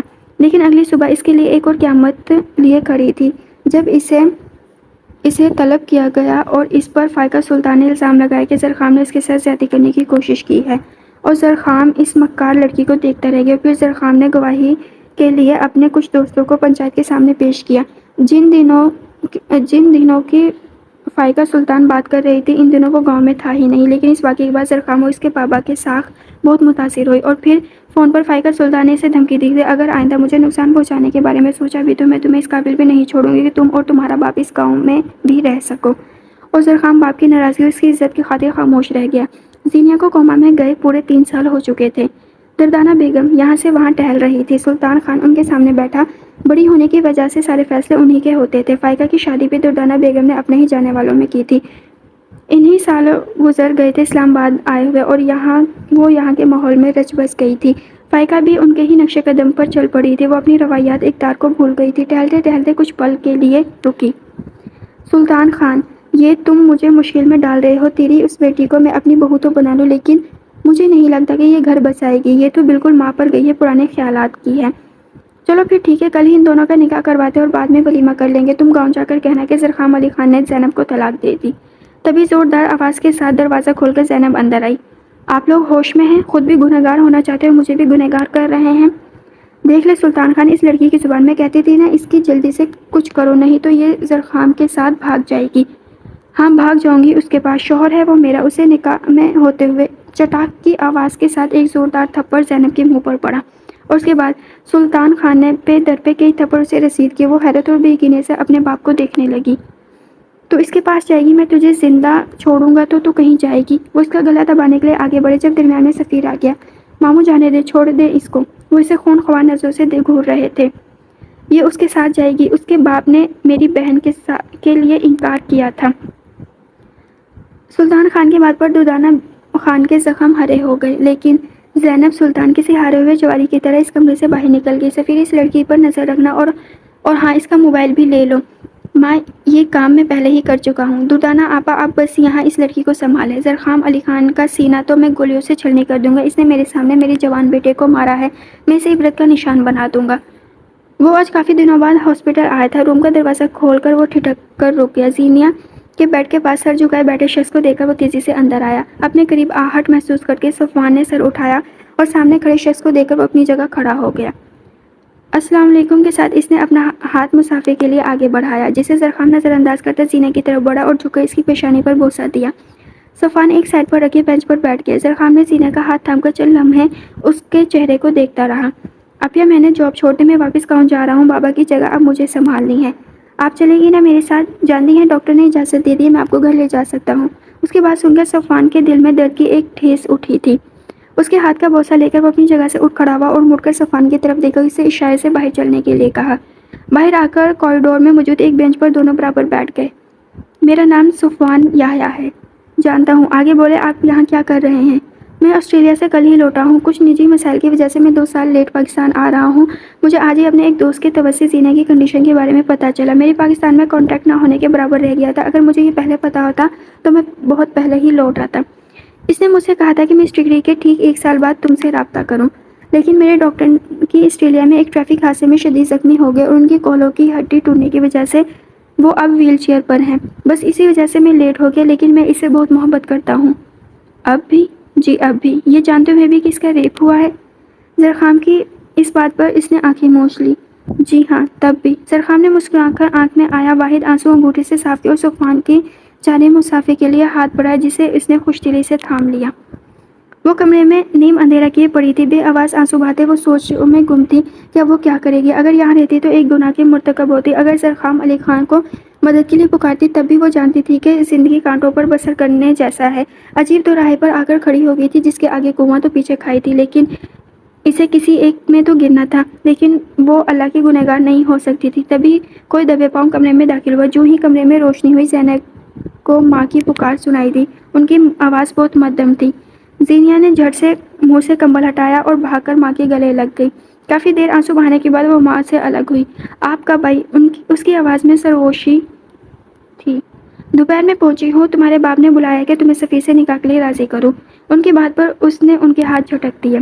آپ بھی ان لوگوں میں شامل ہو گئی ہیں؟ انہوں نے نفی میں سر ہلایا. آگے بڑھ کر اس کی مٹھی میں ایک چھوٹا سا موبائل دیا. صبح سے پہلے اگر وہ تمہیں یہاں سے آ کر لے جا سکتا ہے تو چلی جاؤ ورنہ سورج کی پہلی کرن کے ساتھ ہی تمہاری قسمت کا فیصلہ تمہارے باپ کے ہاتھ میں ہوگا. اس کے گال پر بوسہ دے کر وہ بیرونی دروازے کی طرف مڑ گئی. وہ گہری نیند میں سویا ہوا تھا جب اس کا موبائل بجنے لگا. اس نے انجان نمبر دے کر کال کاٹ دی. پھر وقفے سے کوئی 4 بار کال آئی. 5ویں بار زرخام نے کال ریسیو کر لی. دوسری طرف جو آواز اس کی سماعت سے ٹکرائی اس کی آنکھیں پٹ سے کھل گئی. وہ بہت مدھم آواز میں بول رہی تھی. دیکھیے کیا آپ مجھے ابھی آ کر یہاں سے لے جا سکتے ہیں؟ کہاں ہو تم؟ دردانہ پھوپھو کے گھر. اوکے میں آ رہا ہوں. بلیک پینٹ میں بلیک شرٹ سے بتن کیے کوٹ بازو میں ڈالتا وہ بیرونی دروازے کی طرف مڑ گیا. عجیب شخص ہے. ایک بار بھی یہ نہیں پوچھا کہ مسئلہ کیا ہے. کیوں آدھی رات کو بلا رہی ہوں؟ اسے کال کے تقریباً 3 گھنٹے گزر چکے تھے. صبح ہونے میں بس 1 گھنٹہ باقی رہ گیا تھا. اس نے ایک بیگ میں اپنا مختصر سا سامان رکھ کر جانے کے لیے تیار کھڑی ہو گئی. وہ بار بار گھڑی دیکھ رہی تھی. ہر گزرتے لمحے کے ساتھ اس کے خدشے بڑھتے جا رہے تھے. تبھی اس کا موبائل وائبریٹ ہوا. زرخام کا نمبر دے کر اس نے جھٹ سے کال ریسیو کی. اس کے کمرے کی لائٹ دوبارہ آن کر کے اپنے کمرے کی لائٹ دوبارہ آن کر کے آف کرو. اس نے اس بات پر عمل کیا اور فون دوبارہ کان سے لگایا تو وہ کال کٹ چکی تھی. لگتا ہے مجھے یہ شخص بیوقوف بنا رہا ہے. اگلے لمحے اس کی کمرے کی کھڑکی پر دستک ہوئی اور ساتھ ہی ایک بار پھر سے موبائل پر کال آنے لگی. اس نے آگے بڑھ کر کھڑکی کھول دی.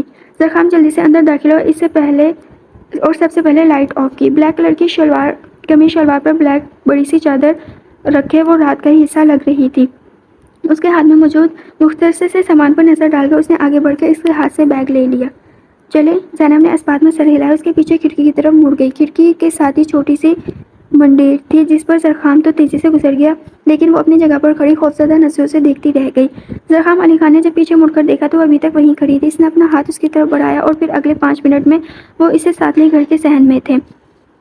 صحن کی دیوار پھلانگ کر وہ مختلف گلیوں سے ہوتے ہوئے ایک مین روڈ پر پہنچے جہاں زرخام علی خان کی گاڑی کھڑی تھی.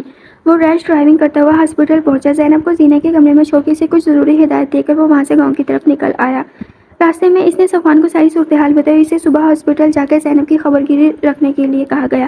اس نے اپنی گاڑی ایک دوست کے گھر چھوڑ دی اور دوست کی گاڑی لے کر ٹھیک 8 بجے وہ اپنے گاؤں میں تھا جہاں صبح اعلان کیا گیا کہ آج زرخام علی خان کی دستار بندی کی جائے گی.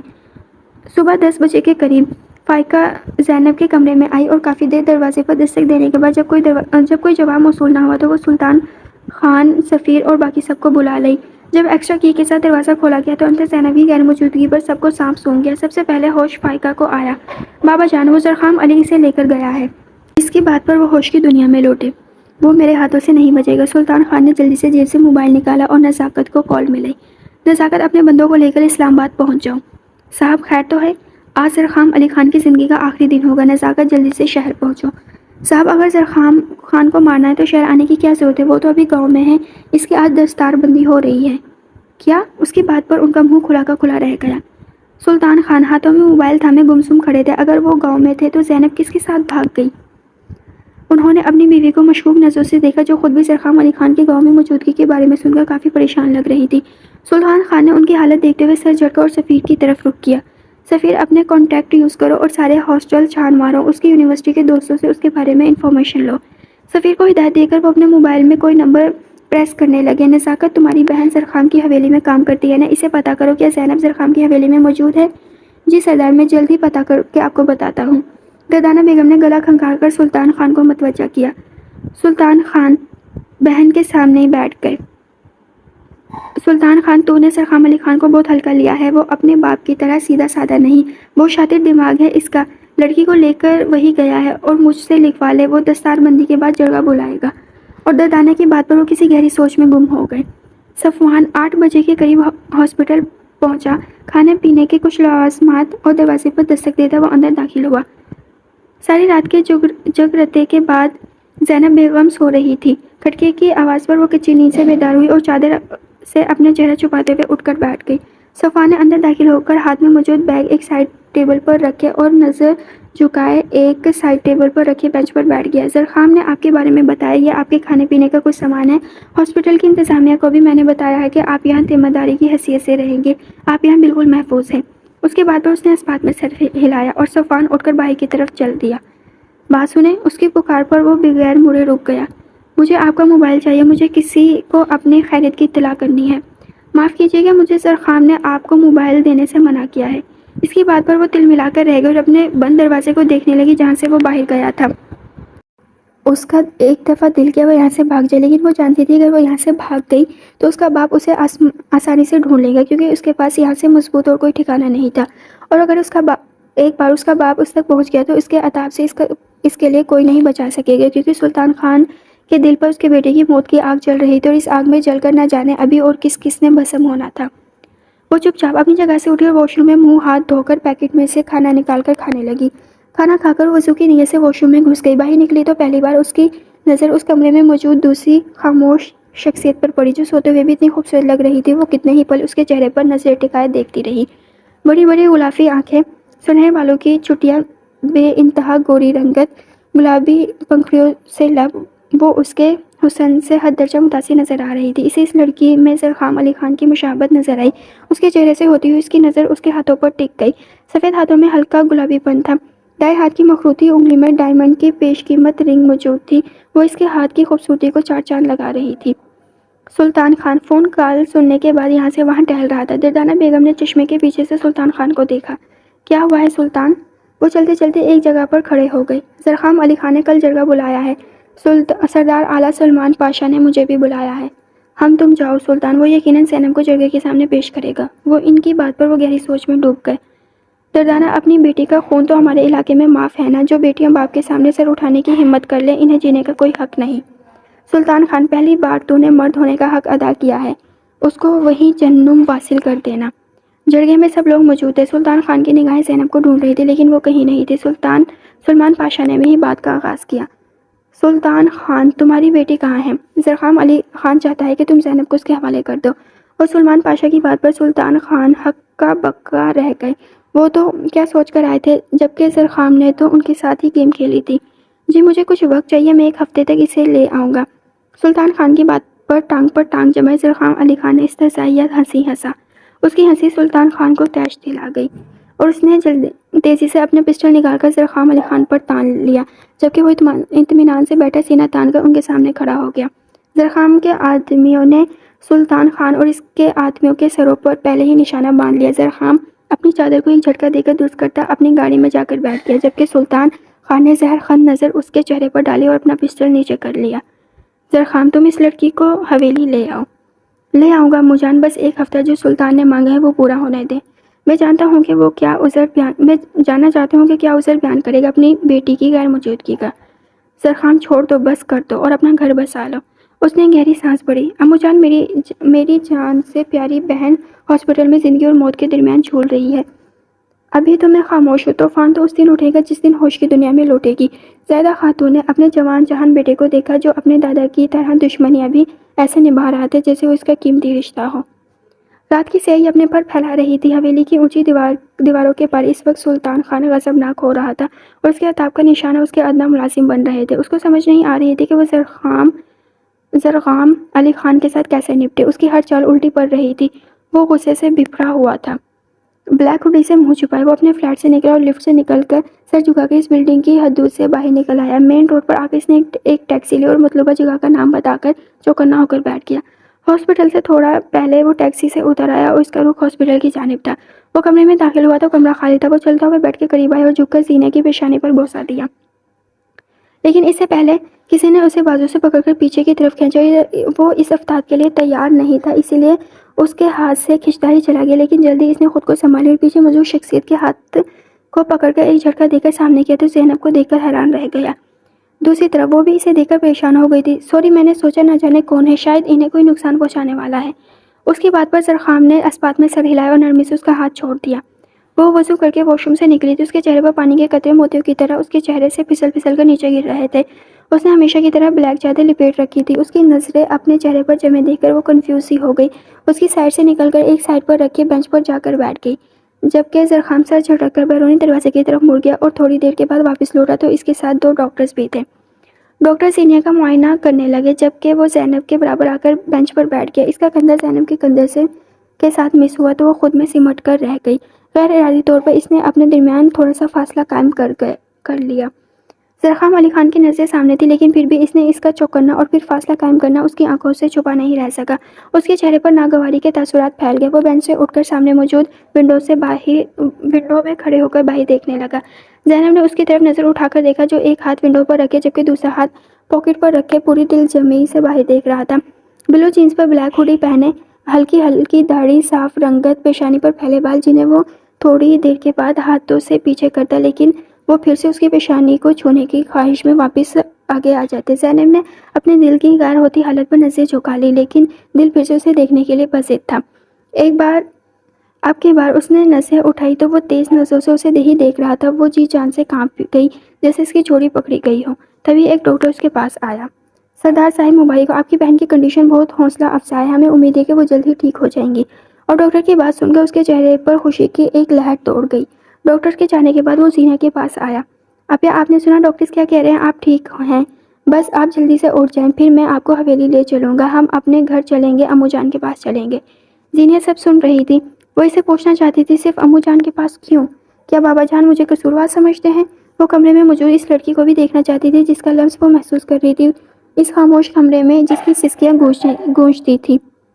بے بسی سی اس کے آنسو نکل آئے، جنہیں ہمیشہ کی طرح زرخام علی خان نے پوروں پر چن لیا۔ وہ پھر جا کر ونڈو میں کھڑا ہو گیا۔ میں واپس گاؤں جا رہا ہوں، 1 ہفتے بعد واپس آؤں گا، پھر تمہیں بھی لے جاؤں گا۔ وہ سر جھکائے بیٹھی زینب پر ایک گہری نظر ڈالتا بیرونی دروازے کی طرف مڑ گیا اور وہ خاموش نظروں سے دروازے کی طرف دیکھنے لگی جہاں سے وہ باہر گیا تھا۔ حب عربی زبان کا لفظ جس کا مطلب ہے دل کی گہرائیوں سے ہونے والی محبت، اور حب کوئی اپنا سیاہ سے سیاہ رخ اس ڈر کے بغیر آپ کے سامنے کھول کر رکھ دے کہ آپ نہ تو اس کو دھتکاریں گے اور نہ تانا بازی کریں گے۔ جب کوئی بچوں کی طرح آپ کے سامنے اونچا اونچا رو لے یا پھر پاگلوں کی طرح کوئی بات کر کے ہنس لے کہ آپ اسے دل سے جانتے ہیں، آپ سمجھیں گے کہ وہ مطمئن ہے اس بات پر صرف آپ تک ہی محدود رہے گی، تو اس تعلق کو حب کہتے ہیں۔ زینب کا زرخام کے ساتھ تعلق بھی ایسا ہی تھا، اس لیے تو جب اس کے سارے دروازے بند ہو گئے تو اس نے اسے پکارا تھا، وہ بھی بغیر کوئی سوال کیے اس تک چلا آیا۔ 1 ہفتے بعد آج پھر سے جرگہ بلایا گیا تھا۔ جرگے میں سب لوگ موجود تھے، بلیک قمیص شلوار پر، سر پر وائٹ دستار رکھے علاقے کے سارے سردار موجود تھے۔ سلطان خان سر جھکائے بیٹھا تھا کیونکہ اس کے 1 ہفتے میں اس نے اسلام آباد کا ایک ایک کونا کونا چھان مارا تھا، لیکن زینب سلطان کو نہ جانے زرخام علی خان نے کس کونے میں چھپا دیا تھا۔ سلمان پاشا کی آواز پر سلطان خان کے کانوں میں گونجی تو وہ اپنے خیالوں کی دنیا سے باہر نکلا۔ جناب سردار اعلیٰ، میری بیٹی زینب کو یہ شخص زرخام علی خان پہلے ہی اغوا کر کے نہ جانے کہاں چھپا دیا ہے۔ زرخام علی خان ٹانگ پر ٹانگ رکھے اطمینان سے بیٹھا تھا۔ سلمان پاشا زرخام کی طرف مڑے، سردار زرخام علی خان، کیا سلطان علی خان نے آپ پر جو الزام عائد کیا ہے وہ درست ہے؟ زرخام علی خان نے اسپات میں سر ہلایا۔ وہ چیئر سے تھوڑا آگے ہو کر بیٹھا۔ جی وہ میرے پاس ہی ہے، لیکن میں نے اسے اغوا نہیں کیا، وہ اپنی مرضی سے میرے پاس آئی ہے۔ اگر ایسا ہے تو اسے جرگے کے سامنے پیش کرو، سلطان خان لڑکار کر بولے۔ اس کے لیے اسے یہاں آنے کی ضرورت نہیں، یہ ہے اس کا آڈیو پیغام۔ اس نے موبائل سردار اعلیٰ کے آگے کیا۔ وہ بھی جرگے میں پیش ہو جائے گی، لیکن اس سے پہلے اس کی جان کی امان چاہیے۔ مجھے ڈر ہے کہ سلطان خان اس کی جان لینے کے در پہ ہیں، اور ہاں انہوں نے اس کا زبردستی نکاح پر نکاح کروانے کی بھی کوشش کی ہے۔ سلطان خان تم اتنے گر گئے ہو؟ جی نہیں سردار اعلیٰ، یہ لڑکا مجھ پر الزام لگا رہا ہے، لیکن صرف یہ لڑکا نہیں کہہ رہا، تمہاری بیٹی بھی کہہ رہی ہے۔ سلطان خان کے کندھے ڈھلک گئے، وہ کسی ہارے ہوئے جواری کی طرح اپنی جگہ پر بیٹھ گئے۔ سلطان خان، تمہیں وارننگ دی گئی ہے، اگر آگے کچھ بھی ایسا ہوا تو آپ کو اس کی سزا ملے گی۔ زرخام علی خان اپنے کپڑے جھاڑتا ہوا اٹھ کھڑا ہوا، وہ چلتا ہوا سلطان خان کے سامنے آ کھڑا ہوا۔ سلطان خان، مجھے تمہاری بیٹی کی جان کی امان نہیں چاہیے تھی، وہ تو تمہارا خون ہے، اگر مرتی تو مر جائے، میں تو تمہیں یہاں تک اس لیے لایا ہوں کہ اب جرگے میں وہ شامل ہوگی تو میری بیوی کی حیثیت سے، اور اب جب تم میری بیوی کا خون کرو گے تو پھر خون بہا میں کیا اپنی جان دو گے یا پھر اپنی دوسری شادی شدہ بیٹی فائقہ سلطان؟ اس کی باتیں سن کر سلطان خان کے ماتھے پر پسینے کے ننھے قطرے نمودار ہوئے۔ زرخام نے ٹیشو اس کی طرف بڑھایا اور بڑی شان سے اپنی گاڑی میں جا بیٹھا۔ آج اس کی طبیعت بہت خراب ہو رہی تھی، اس کا وجود شل ہو رہا تھا، اسے آرام کی ضرورت تھی، لیکن ہاسپٹل کے اس کمرے میں اسے آرام کے لیے ایک بینچ ہی تھا۔ وہ ڈاکٹر سے دوائی لے کر تھکے تھکے قدموں سے روم میں داخل ہوئی۔ دروازہ کھولتے ہی سامنے کھڑے شخص کو دیکھ کر ایک پل کے لیے ٹھٹک کر رک گئی۔ السلام علیکم کہہ کر وہ اندر داخل ہوئی۔ 4 قدموں کا فاصلہ طے کر کے اس کی سانسیں پھول گئی۔ وہ جا کر بینچ پر بیٹھ گئی، لیکن اسے لگ رہا تھا اس کا جسم ٹوٹ رہا ہے۔ میں تمہیں لینے آئی ہوں، چلے؟ اس نے مشکل سے نظر ہٹا کر اسے دیکھا، لیکن اس کی طرف متوجہ نہیں تھا۔ جی چلے، اس کی آواز میں لڑکھڑاہٹ تھی۔ زرخام علی خان نے زینب کے پاس رکھا، اپنا کوٹ اٹھا کر بازو میں ڈالا اور گاڑی کی چابی لے کر ایک بار زینیا کے پاس آ کے اس کے سر پر ہاتھ رکھتا بیرون دروازے کی طرف مڑ گیا۔ زینب تب تک اپنا بیگ نکال کر بینچ پر رکھ چکی تھی، جسے باہر نکلتے ہوئے زرخام علی خان لے کر باہر نکلا تھا۔ وہ کامتے وجود کے ساتھ اس کے پیچھے چل دی، لیکن گاڑی تک پہنچتے پہنچتے وہ ہانک گئی تھی۔ وہ فرنٹ ڈور کھولے اس کے انتظار میں کھڑا تھا۔ زینب نے شدت سے دعا کی کہ بس وہ ایک بار گاڑی کی سیٹ تک پہنچ جائے، لیکن ہر گھڑی قبولیت کی نہیں ہوتی۔ وہ گاڑی سے تقریباً 1 انچ کے فاصلے پر تھی جب اس کی آنکھوں کے آگے اندھیرا چھا گیا، لیکن آنکھیں بند ہونے سے پہلے اس نے زرخام علی خان کو تیزی سے اپنی طرف بڑھتے دیکھا۔ اس نے جس وقت اسے تھاما تھا اس کا جسم بھٹی کی طرح جل رہا تھا۔ اسے باہوں میں اٹھائے اس نے گاڑی کی پچھلی سیٹ پر ڈالا اور اپنے فلیٹ میں لے آیا۔ اسے بیڈ پر لٹا کر اس پر بلینکٹ ڈال کر وہ اپنے پڑوس میں موجود فخری صاحب کو بلایا جو ایک ڈاکٹر تھے۔ مطلب یار، وہ ہسپتال کے سامنے بے ہوش ہوئی ہے تو ہسپتال میں لے کر جاؤ تم۔ اسے اس فلیٹ میں رہتے ہوئے تقریباً 3 سال ہو گئے تھے، اسی لیے آس پاس کے کافی لوگ اس کے جان پہچان کے تھے۔ انہوں نے چیک اپ کے بعد کچھ دوائیاں لکھ کر دی۔ زرخام، دیکھو اسے بہت تیز بخار ہے، ٹھنڈے پانی کی پٹیاں رکھتے رہو اور کوشش کرو کہ یہ کچھ کھا لے۔ جی، اس نے اس بات میں سر ہلایا، انہیں چھوڑنے ڈور تک آیا۔ چونکہ اب کافی دیر ہو چکی تھی اس لیے کال کر کے امو جان کو اس کی خراب طبیعت کا بتایا اور ساتھ ہی آج واپس نہ آنے کے بارے میں بتایا۔ وہ جس وقت ہوش میں آئی اس وقت وہ قریب چیئر پاس ڈالے اس کی پیشانی پر ٹھنڈی پٹیاں رکھ رہا تھا۔ زینب نے آنکھیں کھولتے دیکھ کر وہ اٹھ کھڑا ہوا اور باہر نکل گیا۔ زینب بالکل خاموشی سے پڑی رہی اور پہلے سے بہتر محسوس کر رہی تھی۔ 2 دن سے خالی پیٹ ہونے کے وجہ سے اس میں اٹھ کر بیٹھنے کی سکت نہیں تھی۔ کچھ دیر بعد وہ دودھ اور بریڈ لے کر کمرے میں داخل ہوا اور سائڈ ٹیبل پر دونوں چیزیں رکھ کر وہ اس کے قریب آیا۔ اس کے اٹھنے میں مدد کے لیے زرخام نے اس کی طرف ہاتھ بڑھایا، جسے زینب نے تھام لیا۔ تھوڑی سی ہمت کر کے وہ اٹھ کر بیٹھ گئی اور دودھ کے چھوٹے چھوٹے سپ لینے لگی۔ وہ سامنے چیئر پر ٹانگ جمائے اس کی کارروائی ملاحظہ کر رہا تھا۔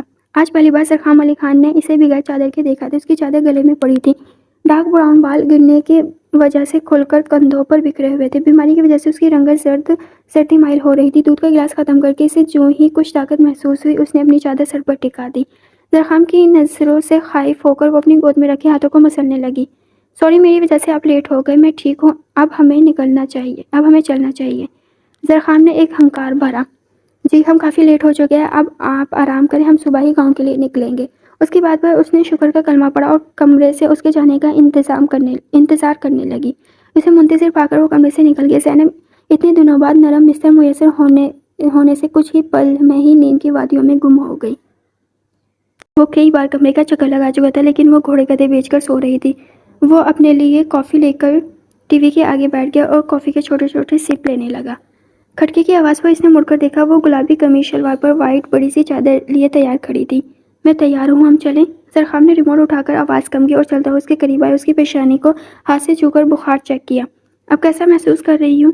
جی ٹھیک ہوں۔ وہ سامنے کچن ہے، ناشتہ کچن میں رکھا ہے، ناشتہ کر لو پھر نکلتے ہیں، تب تک میں چینج کر لیتا ہوں۔ وہ ناشتہ کر کے فارغ ہوئی تو وہ سامنے ہی وہ کوٹ پہنتا ہوا روم سے باہر نکلا۔ چلیں؟ جی چلیں۔ اوکے، پہلے ہی کافی دیر ہو گئی ہے، وہ گھڑی دیکھتے ہوئے بولا اور بیرون دروازے کی طرف مڑ گیا۔ وہ اس کے پیچھے چل دی۔ تھوڑی دیر بعد بلیک مرسیڈیز ہواؤں سے باتیں کرتی ہوئی تیزی سے آگے بڑھ رہی تھی۔ 5 گھنٹے کی تھکا دینے والے سفر کے بعد جس وقت وہ لوگ گاؤں کی حدود میں داخل ہوئے تو پہلے سے ان کے انتظار میں 2 گاڑیاں کھڑی تھی۔ ایک زرخام کی گاڑی کے آگے جبکہ ایک پیچھے چل رہی تھی۔ ان کی گاڑی اس وقت حویلی میں داخل ہوئی، دوپہر ڈھل رہی تھی۔ زرخام خان نے تھوڑی دیر اس کے نیچے اترنے کا انتظار کیا۔ تم اس سائڈ سے چلی جاؤ، اسے اشارے سے بتا کر اس نے گاڑی پھر سے سٹارٹ کی اور وہاں سے چل دیا۔ زینب نے چاروں طرف کا جائزہ لیا۔ ایک سائڈ پر گیراج تھا جہاں پہلے سے 2-3 گاڑیاں کھڑی تھیں۔ ایک طرف خوبصورت سا گارڈن تھا جبکہ اس کے بالکل سامنے لکڑی کا ایک آہنی دروازہ تھا۔ وہ سست قدموں سے آگے بڑھی اور لکڑی کا دروازہ دھکیلتے ہوئے اندر داخل ہوئی۔ سامنے ایک بڑا سا ہال تھا۔ ہال کے درمیان میں رکھے صوفے پر ایک بے حد نفیس خاتون بیٹھی تھی۔ بہت سے ملازم آ جا رہے تھے۔ اس عورت نے مڑ کر زینب کو دیکھا۔ زینب کو لگ رہا تھا کہ اس کا اصل امتحان اب شروع ہونے والا ہے۔ وہ آگے بڑھی اور سر جھکا کر اس عورت کے قریب جا کر کھڑی ہو گئی، جبکہ سائدہ خاتون الجھی ہوئی نظروں سے سامنے کھڑی سرخ و سفید رنگت اور خوبصورت نقوش کی مالک لڑکی کو دیکھ رہی تھی جو ڈری سہمی سی کھڑی تھی۔ بیٹا کون ہیں آپ؟ جی میں زینب، امو جان زینب ہے یہ۔ زینب کے پیچھے کھڑا زرخام علی خان بولتے ہوئے اس کے قریب سے گزر کر ماں کے گلے لگ گیا۔ ان سے الگ ہوتے ہوئے اس نے ایک اچنٹی سی نظر زینب پر ڈالی جو سر جھکائے اپنے پیروں پر نظریں جمائے کھڑی تھی۔ زاہدہ بیگم اٹھ کر زینب کے پاس جانے لگی جب زرخام نے ان کا ہاتھ پکڑ لیا اور نفی میں سر ہلایا۔ وہ ایک نظر زینب پر ڈال کر اس کے پاس بیٹھ گئی۔ نیلم، انہوں نے اپنی ملازمہ کو آواز دی۔ نیلم، زینب بیٹی کو اوپر۔ زرخام نے ایک بار پھر سے انہیں درمیان میں ٹوک دیا۔ نیلم، انہیں امو جان کے ساتھ والے کمرے میں لے جاؤ۔ زینب نے ایک نظر زرخام علی خان پر ڈالی جو چہرے پر پتلیلے تاثرات لیے اسے ہی دیکھ رہا تھا۔ وہ ملازمہ کی میت میں آگے بڑھی۔ زرخام کی نظروں نے دور تک اس کا پیچھا کیا۔ ماں کے گلا کھنکارنے پر وہ پلٹ کر ان کی طرف دیکھنے لگی۔ زرخام، تم یہ سب اچھا نہیں کر رہے۔ اس کی بات پر وہ استحضاء مسکرایا۔ زرخام، یہ وہی زینب ہے جس کی ایک جھلک دیکھنے کے لیے تم اس کے کالج کے باہر کھڑے رہتے تھے؟ امو جان، وہ بہت پہلے کی بات ہے، اب سب کچھ بدل گیا ہے۔ اور ہاں، وہ یہ سب نہیں جانتی۔ آپ میری بات سمجھ رہی ہیں نا؟ اسے اس بات کی خبر نہیں ہونی چاہیے۔ مجھے تو چپ کروا لو گے، لیکن جس دن زینیا کو ہوش آ گیا تب کیا ہوگا؟ وہ تمہارے ساتھ گئی تھی اسے دیکھنے کے لیے۔ کچھ یاد کر کے اس کی آنکھوں میں کرچیاں سی چپ گئی۔ کیسے وہ اس کے ساتھ گئی تھی؟ جب زرخام نے اشارے سے اسے زینب کے بارے میں بتایا تو وہ شرارت سے مسکراتی ہوئی بولی، شہزادے تم تو کبھی سارے محبت نہیں کرو گے، لگتا ہے یہ کام تمہاری جگہ مجھے ہی کرنا پڑے گا۔ وہ ڈور اوپن کر کے جب نیچے اترنے لگی تو اس سے پہلے اس کا ہاتھ زرخام کے ہاتھ میں تھا۔ اپیا، میں جانتا ہوں کہ تم ایسا ہی کرو گی، اسی لیے میں پہلے سے ہی تیار ہوں۔ یہ میرا کام ہے اور میں یہ خود ہی کروں گا۔ اور اس کی یہ بات پر وہ دل مسوم کر کے رہ گئی۔ زرخام کی بات پر وہ اسے خلیل جبران کی محبت کا قصہ سنانے لگی۔ خلیل جبران کی اپنی محبوبہ میر سیادہ سے محبت بغیر کسی ملاقات اور دیدار کے 20 سال تک چلتی رہی۔ جبران نیو یارک میں تھا اور میر سیادہ قاہرہ میں۔ دنیا کے 2 کونوں میں دونوں باہم خطوط کا تبادلہ کیا کرتے تھے۔ ایک خط میں جبران نے میر سیادہ کی تصویر مانگی تو میر سیادہ نے اس کو لکھا، سوچو تصور کرو میں کیسی دکھتی ہوں گی۔ جبران، مجھے لگتا ہے کہ تمہارے بال چھوٹے ہوں گے جو تمہارا چہرہ ڈھانپ لیتے ہوں گے۔ میر سیادہ نے یہ پڑھ کر اپنے لمبے بال کاٹ ڈالے اور ایک خط کے ساتھ اپنے چھوٹے بالوں والی تصویر بھیجی۔ جبران، تم نے دیکھا، میرا تصور بالکل سچا تھا۔ میر سیادہ، محبت سچی تھی۔ وہ زرخام کا مذاق اڑانے لگتی، لگتا ہے تم بھی ایسی ہی محبت کرو گے۔ یار زرخام، 20 سال تک تو تم بوڑھے ہو چکے ہوگے۔ زرخام علی خان کی آنکھوں کے سامنے وہ منظر پوری جذبات کے ساتھ لہرایا۔ تبھی وہ اٹھا اور زینب کے لیے مختص کمرے کے باہر رک گیا۔ اس نے دستک کے لیے ہاتھ اٹھایا ہی تھا کہ جب دروازہ کھل گیا اور سامنے وہ دھلے دھلے چہرے کے ساتھ کھڑی تھی۔ وہ سوالے نظروں سے زرخام کو دیکھنے لگی۔ یہ تمہاری میڈیسن ہے، میں ملازمہ کو کہتا ہوں تمہارا کھانا تمہارے کمرے میں پہنچا دے گی، کھانے کے بعد میڈیسن لے لینا۔ اتنے دنوں میں پہلی بار زرخام علی خان نے اس سے اتنی طویل گفتگو کی تھی جو 3 جملوں پر مشتمل تھی۔ محبت کے 2 اصول ہوتے ہیں، جس سے محبت ہے اس کے لیے ساری حدیں پار کر جاؤ، اپنی ہستی مٹا دو اس کی چاہت میں، اور اگر وہ پھر بھی تمہارا نہ ہو سکے تو پھر مٹا دو محبت کو، دل سے کھرچ کر نکال دو۔ وہ بھی ایسا ہی کرنا چاہتی تھی کیونکہ محبت اس کی ہو کے بھی اس کی نہیں تھی، لیکن محبت کو کھرچ دینا ممکن نہیں تھا۔ اسے پتہ ہی نہیں چلا کب اس کے انچاہے رشتے میں جڑے وہ محبت کی اس مقام پر پہنچ گئی تھی جہاں سے واپسی ممکن نہیں۔ زینب سلطان کو جس چیز نے سب سے زیادہ متاثر کیا تھا وہ تھی عورت کو عزت دینا، اور زرخام علی خان اپنے سے جڑی عورتوں کی بہت عزت کرتا تھا۔ اور زینب، جس نے ہمیشہ اپنی ماں کو باپ کے ہاتھوں چھوٹی چھوٹی باتوں پر ذلیل ہوتے دیکھا تھا، اس کے لیے یہ سب کچھ بہت انوکھا اور دل فریب تھا، اور وہ اس کے اسیر ہوتی چلی گئی، اور اب وہ اس محبت کو دل سے نکالنا چاہتی تھی۔ اس کا خیال تھا کہ وہ خون بہا میں آئی ہے، ایک لڑکی ہے، اور یہ محبت اس کے لیے لا حاصل ہے۔ یہ جانے بغیر کہ آگ تو برابر لگی ہے دونوں طرف، وہ نہیں جانتی تھی کہ اس کے دل میں جو محبت کی کونپل پھوٹی ہے یہ اسی آگ کی آنچ ہے جو اس کے دل تک بھی پہنچی ہے۔ وہ چینج کر کے لیٹا تو چھم سے اس کا صبح والا روپ آنکھوں میں اتر آیا۔ گلابی کپڑوں پر سفید چادر سے خود کو چھپائے جس میں اس کی دودھیا رنگت چمک رہی تھی، اور جب سے اس کے قریب آ رہی تھی وہ اسے اپنے سحر میں جگڑ رہی تھی، اور زرخام علی خان اس کی طرف کھینچا چلا جا رہا تھا۔ اس کے باپ اور بہن پر بہت غصہ ہونے کے باوجود جب وہ سامنے آتی تو اسے دیکھ کر اس کے اندر اس کے لیے محبت کے علاوہ اور کوئی جذبہ نہیں باقی رہتا۔ وہ صبح اٹھ کر معمول کے مطابق زائرہ خاتون کے کمرے میں آئے تو سامنے ہی بیڈ پر ان کے قریب زینب بیٹھی نظر آئی۔ زرخام کو دروازے میں استاذہ دیکھ کر اس نے پلکوں کی جھالر گرا دی اور چلتا ہوا زینب والی سائڈ پر آ گیا اور ماں کے آگے جھک گیا۔ جھکتے ہوئے اس کا گندھا زینب کے سر سے ٹکرایا۔ زرخام کو اپنے اتنے قریب دیکھ کر اس نے سانس روک لیا۔ اس کی کلون کی خوشبو اس کے حواسوں پر چھانے لگی۔ بلیک پینٹ پر وائٹ کلر کی شرٹ پہنے وہ ہمیشہ کی طرح شاندار لگ رہا تھا۔ زینب نے اسے ایک نظر اس کا تفصیلی جائزہ لیا۔ وہ ماں سے الگ ہوتا زینب کے قریب چیئر پر بیٹھ گیا۔ اس نے خود سفید رنگ کی چادر میں اس طرح سے چھپا رکھا تھا کہ اندازہ نہیں کر سکا اس نے کون سے کلر کے کپڑے پہنے ہوئے ہیں۔ وہ خود بھی اب وہاں سے بھاگنے کی پڑتولنے لگی۔ اسے کوئی بہانہ نہیں سوچ رہا تھا۔ مجھے ایک کپ کافی چاہیے، میں لے کر آتی ہوں۔ جھٹ سے کھڑی ہوئی اور وائٹ کلر کا پاؤں کو چھوتا فروک جس پر وائٹ ہی موتی لگے تھے بیڈ سے نیچے اتری اور وائٹ کلر کے خصے پاؤں میں پہنے تو زرناب علی خان کی نظر اس کے خصے میں مقید خوبصورت پاؤں میں ٹک گئی۔ اس کی نظر خود پر محسوس کرتی ہڑبڑاہٹ میں آگے بڑھی اور اس کی چیئر کے ساتھ اٹک کر اس کے اوپر گرنے ہی والی تھی۔ زرخام نے ایک ہاتھ اس کے بازو پر جبکہ دوسرا اس کی کمر پر رکھ کر اسے گرنے سے بچایا۔ وہ شرم سے پانی پانی ہو گئی، خود کو اس کی گرفت سے چھڑاتی ہوئی وہاں سے بھاگ کھڑی ہوئی۔ زائرہ خاتون کھلکھلا کر ہنسی اور ان کی ہنسی میں زرخان علی خان کا کہکا بھی شامل تھا۔ آج کتنے عرصے بعد اس طرح سے خوش نظر آ رہا تھا۔ زائرہ خاتون نے اس پر نظریں جمائے، اس کی خوشیوں کی دائمی کے لیے دعا کی۔ زرخام علی خان اس وقت بیٹھک میں موجود تھا جہاں گاؤں کے چند معزز بزرگ موجود تھے۔ بیٹا، جب سردار صاحب زندہ تھے تو ہم نے انہیں بھی بتایا تھا کہ گاؤں میں پانی کا بہت مسئلہ ہے۔ انہوں نے وعدہ کیا تھا وہ جلد سے جلد مسئلہ حل کریں گے، لیکن اسی دوران ان کی موت واقع ہوئی تو یہ معاملہ التوا ہو گیا۔ اور اب جب آپ نئے سردار بن گئے ہیں تو آپ اس مسئلے کا کوئی حل نکالیں۔ ہماری عورتوں کے میل چل کر جاتی اور پانی بھر کر لاتی ہے، لیکن وہ پانی ہماری ضرورت کے لیے ناکافی ہے۔ آپ لوگ بے فکر ہیں، میں جلد سے جلد کوئی حل نکالنے کی کوشش کرتا ہوں۔ میں اس کے لیے یونیسیف اور گورنمنٹ کے اہلکاروں سے بھی بات کرتا ہوں۔ انشاءاللہ جلد ہی کوئی حل نکل آئے گا۔ ہمیں آپ پر بھروسہ ہے، اس لیے ہم نے آپ کو اپنا سردار چنا ہے۔ امو جان، مجھے اسلام آباد جانا ہے کیونکہ یہاں رہ کر میں کچھ نہیں کر سکتا۔ وہاں میں اپنے تعلقات استعمال کر کے اس مسئلے کا کوئی حل نکالتا ہوں۔ ٹھیک ہے بیٹا، جیسے تم بہتر سمجھو۔ وہ اسلام آباد آیا تو بہت پر امید تھا، لیکن وقت گزرنے کے ساتھ ساتھ اسے پتہ چلا یہ کوئی اتنا آسان کام نہیں۔ اس نے واٹر اینڈ ڈیولپمنٹ والوں سے مذاکرات کیے لیکن وہ ناکام رہا۔ اس نے تجویز پیش کی کہ اس کے گاؤں کے قریب ترین دریا سے ایک چھوٹا ڈیم بنایا جائے اور اس ڈیم سے گھر گھر لوگوں کو پانی پہنچایا جائے، لیکن ان کا کہنا تھا کہ اول تو اتنا بڑا پروجیکٹ پارلیمنٹ اور سینٹ کی منظوری کے بغیر ممکن نہیں۔ اگر یہ منظور کر بھی لیا جائے تو اس کے لیے اچھی خاصی رقم چاہیے، جبکہ گورنمنٹ ابھی ایسا کوئی پروجیکٹ شروع کرنے کے قابل نہیں۔ پھر یونیسیف کے تعاون سے اس نے ڈیم کا آدھا خرچہ خود اٹھانے کا فیصلہ کیا۔ مختلف ٹی وی شوز میں کئی دن تک ڈبیٹ جاری رہی۔ زرخام نے اس دن بھی کہیں پر پروگرام میں شرکت کی اور پھر یہ خبر ایوان والا اور ایوان سیری کے بند دروازوں سے ٹکرائی۔ اور آج زرخام علی خان کے لیے بڑا دن تھا۔ اس نے پارلیمنٹ کے مشترکہ سیشن میں اپنے علاقے کے لیے اس پروگرام کی افادیت اور پاکستان کے لیے اس کے فوائد پر ایک مختصر تقریر کی، جس کے مین پوائنٹ یہی تھا کہ اگر ہم اپنے لوگوں کو بنیادی سہولت نہیں دے سکتے، جس میں ایک بے حد ضروری پانی، صاف پینے کا صاف پانی مہیا کرنا ہے، تو پھر ایسے معاشرے کیسے ترقی کر سکتا ہے؟ کیونکہ صحت مند لوگ ہی صحت مند معاشرہ تشکیل دے سکتے ہیں۔ جب ان کی ضروریاتی زندگی پوری ہوگی تبھی وہ دوسرے میدانوں میں بھی آگے بڑھ سکیں گے۔ زائرہ خاتون، زینب اور گھر کے تمام ملازمین بھی اس وقت ٹی وی کے آگے براجمان تھے اور زرخام علی خان کی پارلیمنٹ میں تقریر سن رہے تھے۔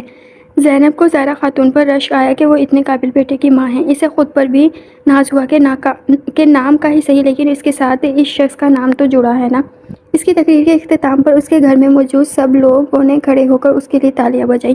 سب کے چہروں پر ایک اندیکھی خوشی تھی۔ ان کا سردار ان کے حق کے لیے ایک مقدمہ لڑ رہا تھا، اور جس وقت یہ پروجیکٹ منظور ہوا اور فرحت مسرت سے اپنی جگہ سے کھڑا ہوا، اسی وقت اس کے موبائل پر صفوان یحییٰ کی کال آئی تھی۔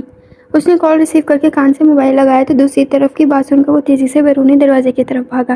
وہ بہت ریش ڈرائیونگ کر رہا تھا۔ صفوان نے اسے بس ہاسپٹل پہنچنے کے لیے کہا تھا اور زرخام کی جان پر بن آئی تھی۔ ہاسپٹل کی پارکنگ میں گاڑی پارک کر کے وہ پاگلوں کی طرح اندر کی طرف بھاگا۔ زینیا کے روم کے باہر پہنچ کر ڈور کے ہینڈل پر ہاتھ رکھتے ہوئے اس کے ہاتھ کپ کپا رہے تھے۔ وہ اندر داخل ہوا تو اس کے بیڈ کے پاس بہت سے ڈاکٹرز کھڑے تھے۔ وہ اسے نظر نہیں آ رہی تھی۔ ایک طرف کھڑے صفوان کی نظر جب زرخام پر پڑی تو وہ بھاگ کر اس کے گلے لگ گیا۔ زرخام، اسے ہوش آ گیا ہے، اس نے کوما کو شکست دے دی ہے۔ صفوان کی آواز اسے بہت دور سے آتی سنائی دی۔ وہ اس سے الگ ہوتا کسی ٹرانس کی کیفیت میں آگے بڑھا اور ڈاکٹرز کو ایک طرف کرتا اس کے سامنے جا کھڑا ہوا۔ زینیا کی نظر جب اس پر پڑی تو وہ نکہت سے مسکرائی۔ زرخام نے جھک کر اس کی پیشانی چومی تو وہ بے آواز رونے لگی۔ اس نے اس کے آنسو اپنے پوروں پر چون لیے اور اسے چپ رہنے کے لیے نفی میں سر ہلایا۔ ڈاکٹر اسے مبارکباد دیتے وہاں سے جانے لگے۔ وہ زینیا کا ہاتھ پکڑ کر اس کے پاس بیٹھ گیا۔ صفوان بکھرا سا خوشی سے سرشار ایک سائڈ پر کھڑا تھا، جبکہ زرخام ابھی تک بے یقینی کی کیفیت میں تھا۔ وہ یہ تسلیم کرنے میں متعامل تھا کہ وہ واقعی میں لوٹ آئی ہے۔ ایک نرس آ کر اسے مختلف مشینوں سے آزاد کرنے لگی۔ بہترین علاج سے وہ جسمانی طور پر بالکل صحت مند تھی۔ دونوں بہن بھائی بس خاموشی سے ایک دوسرے کو دیکھ رہے تھے۔ زرخام کے پاس پوچھنے کے لیے بہت سے سوال تھے، لیکن وہ ابھی کوئی بھی جواب دینے کی پوزیشن میں نہیں تھی۔ زرخام ڈاکٹر سے اسے گھر لے جانے کی پرمیشن لینے کے لیے روم سے نکل گیا۔ اس کے جانے کے بعد صفوان چلتا ہوا اس کے قریب آیا اور بینچ پر بیٹھ گیا۔ زینیا الجھن بھری نظروں سے اسے دیکھنے لگی، جیسے اسے پہچاننے کی کوشش کر رہی تھی، لیکن بہت کوشش کے بعد بھی اسے وہ یاد نہیں آ رہا تھا۔ صفوان کو ڈاکٹرز نے پہلے ہی بتا دیا تھا، کچھ لوگ اس کنڈیشن سے باہر آنے کے بعد اپنی یادداشت کا ایک حصہ بھول جاتے ہیں، لیکن وقت کے ساتھ انہیں یاد آ جاتا ہے۔ آپ کون؟ وہ ڈری سہمی سی آواز میں بولی۔ میں زرخام کا دوست ہوں۔ اس کے جواب پر وہ دروازے کی طرف دیکھنے لگی جہاں سے زرخام گیا تھا۔ صفوان سمجھ گیا کہ اس کا اتنا قریب بیٹھنا اچھا نہیں لگ رہا۔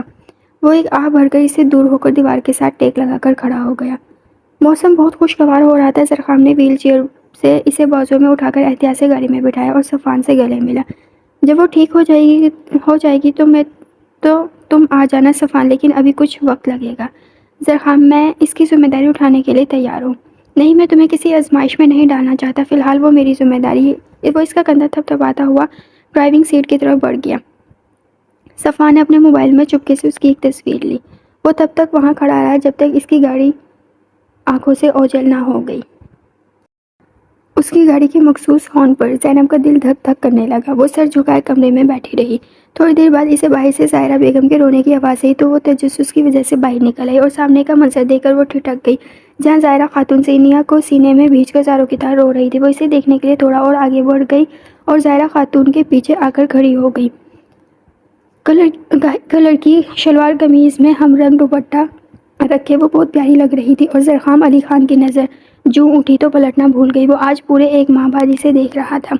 زائرہ خاتون اس سے الگ ہوئی تو زینیا کی نظر زینب پر پڑی تو اس نے مسکرا کر زرخام کی طرف دیکھا۔ زرخام نے زینب پر سے نظریں ہٹا کر مسکرا کر اسے دیکھا۔ یہ بھابھی ہے ہماری؟ زرخام نے اس کے چہرے پر ایک الگ چمک دیکھی اور اس بات میں سر ہلا دیا۔ زینیا نے اس کے لیے اپنی باہیں پھیلا دی تو وہ تھوڑا جھجک کر اس کے گلے لگ گئی۔ زینیا کے ساتھ شہر سے ایک کل وقتی نرس بھی آئی تھی۔ اگلی صبح بہت خوشگوار تھی۔ زینیا کو رات بھر نیند نہیں آئی تھی اور زرخام بھی اس کے ساتھ جاگتا رہا۔ اسے ڈر لگ رہا تھا یہ نہ ہو کہ ایک بار پھر سے وہ سوئے اور واپس نہ اٹھے۔ رات گئی زینیا نے اسے زبردستی کمرے میں بھیجا اور کئی دنوں کی بے آرامی کی وجہ سے اس کی آنکھ 10 بجے کے قریب کھلی۔ وہ فریش ہو کر نیچے آیا تو زینیا پہلے ہی حال میں موجود تخت پوش پر براجمان تھی۔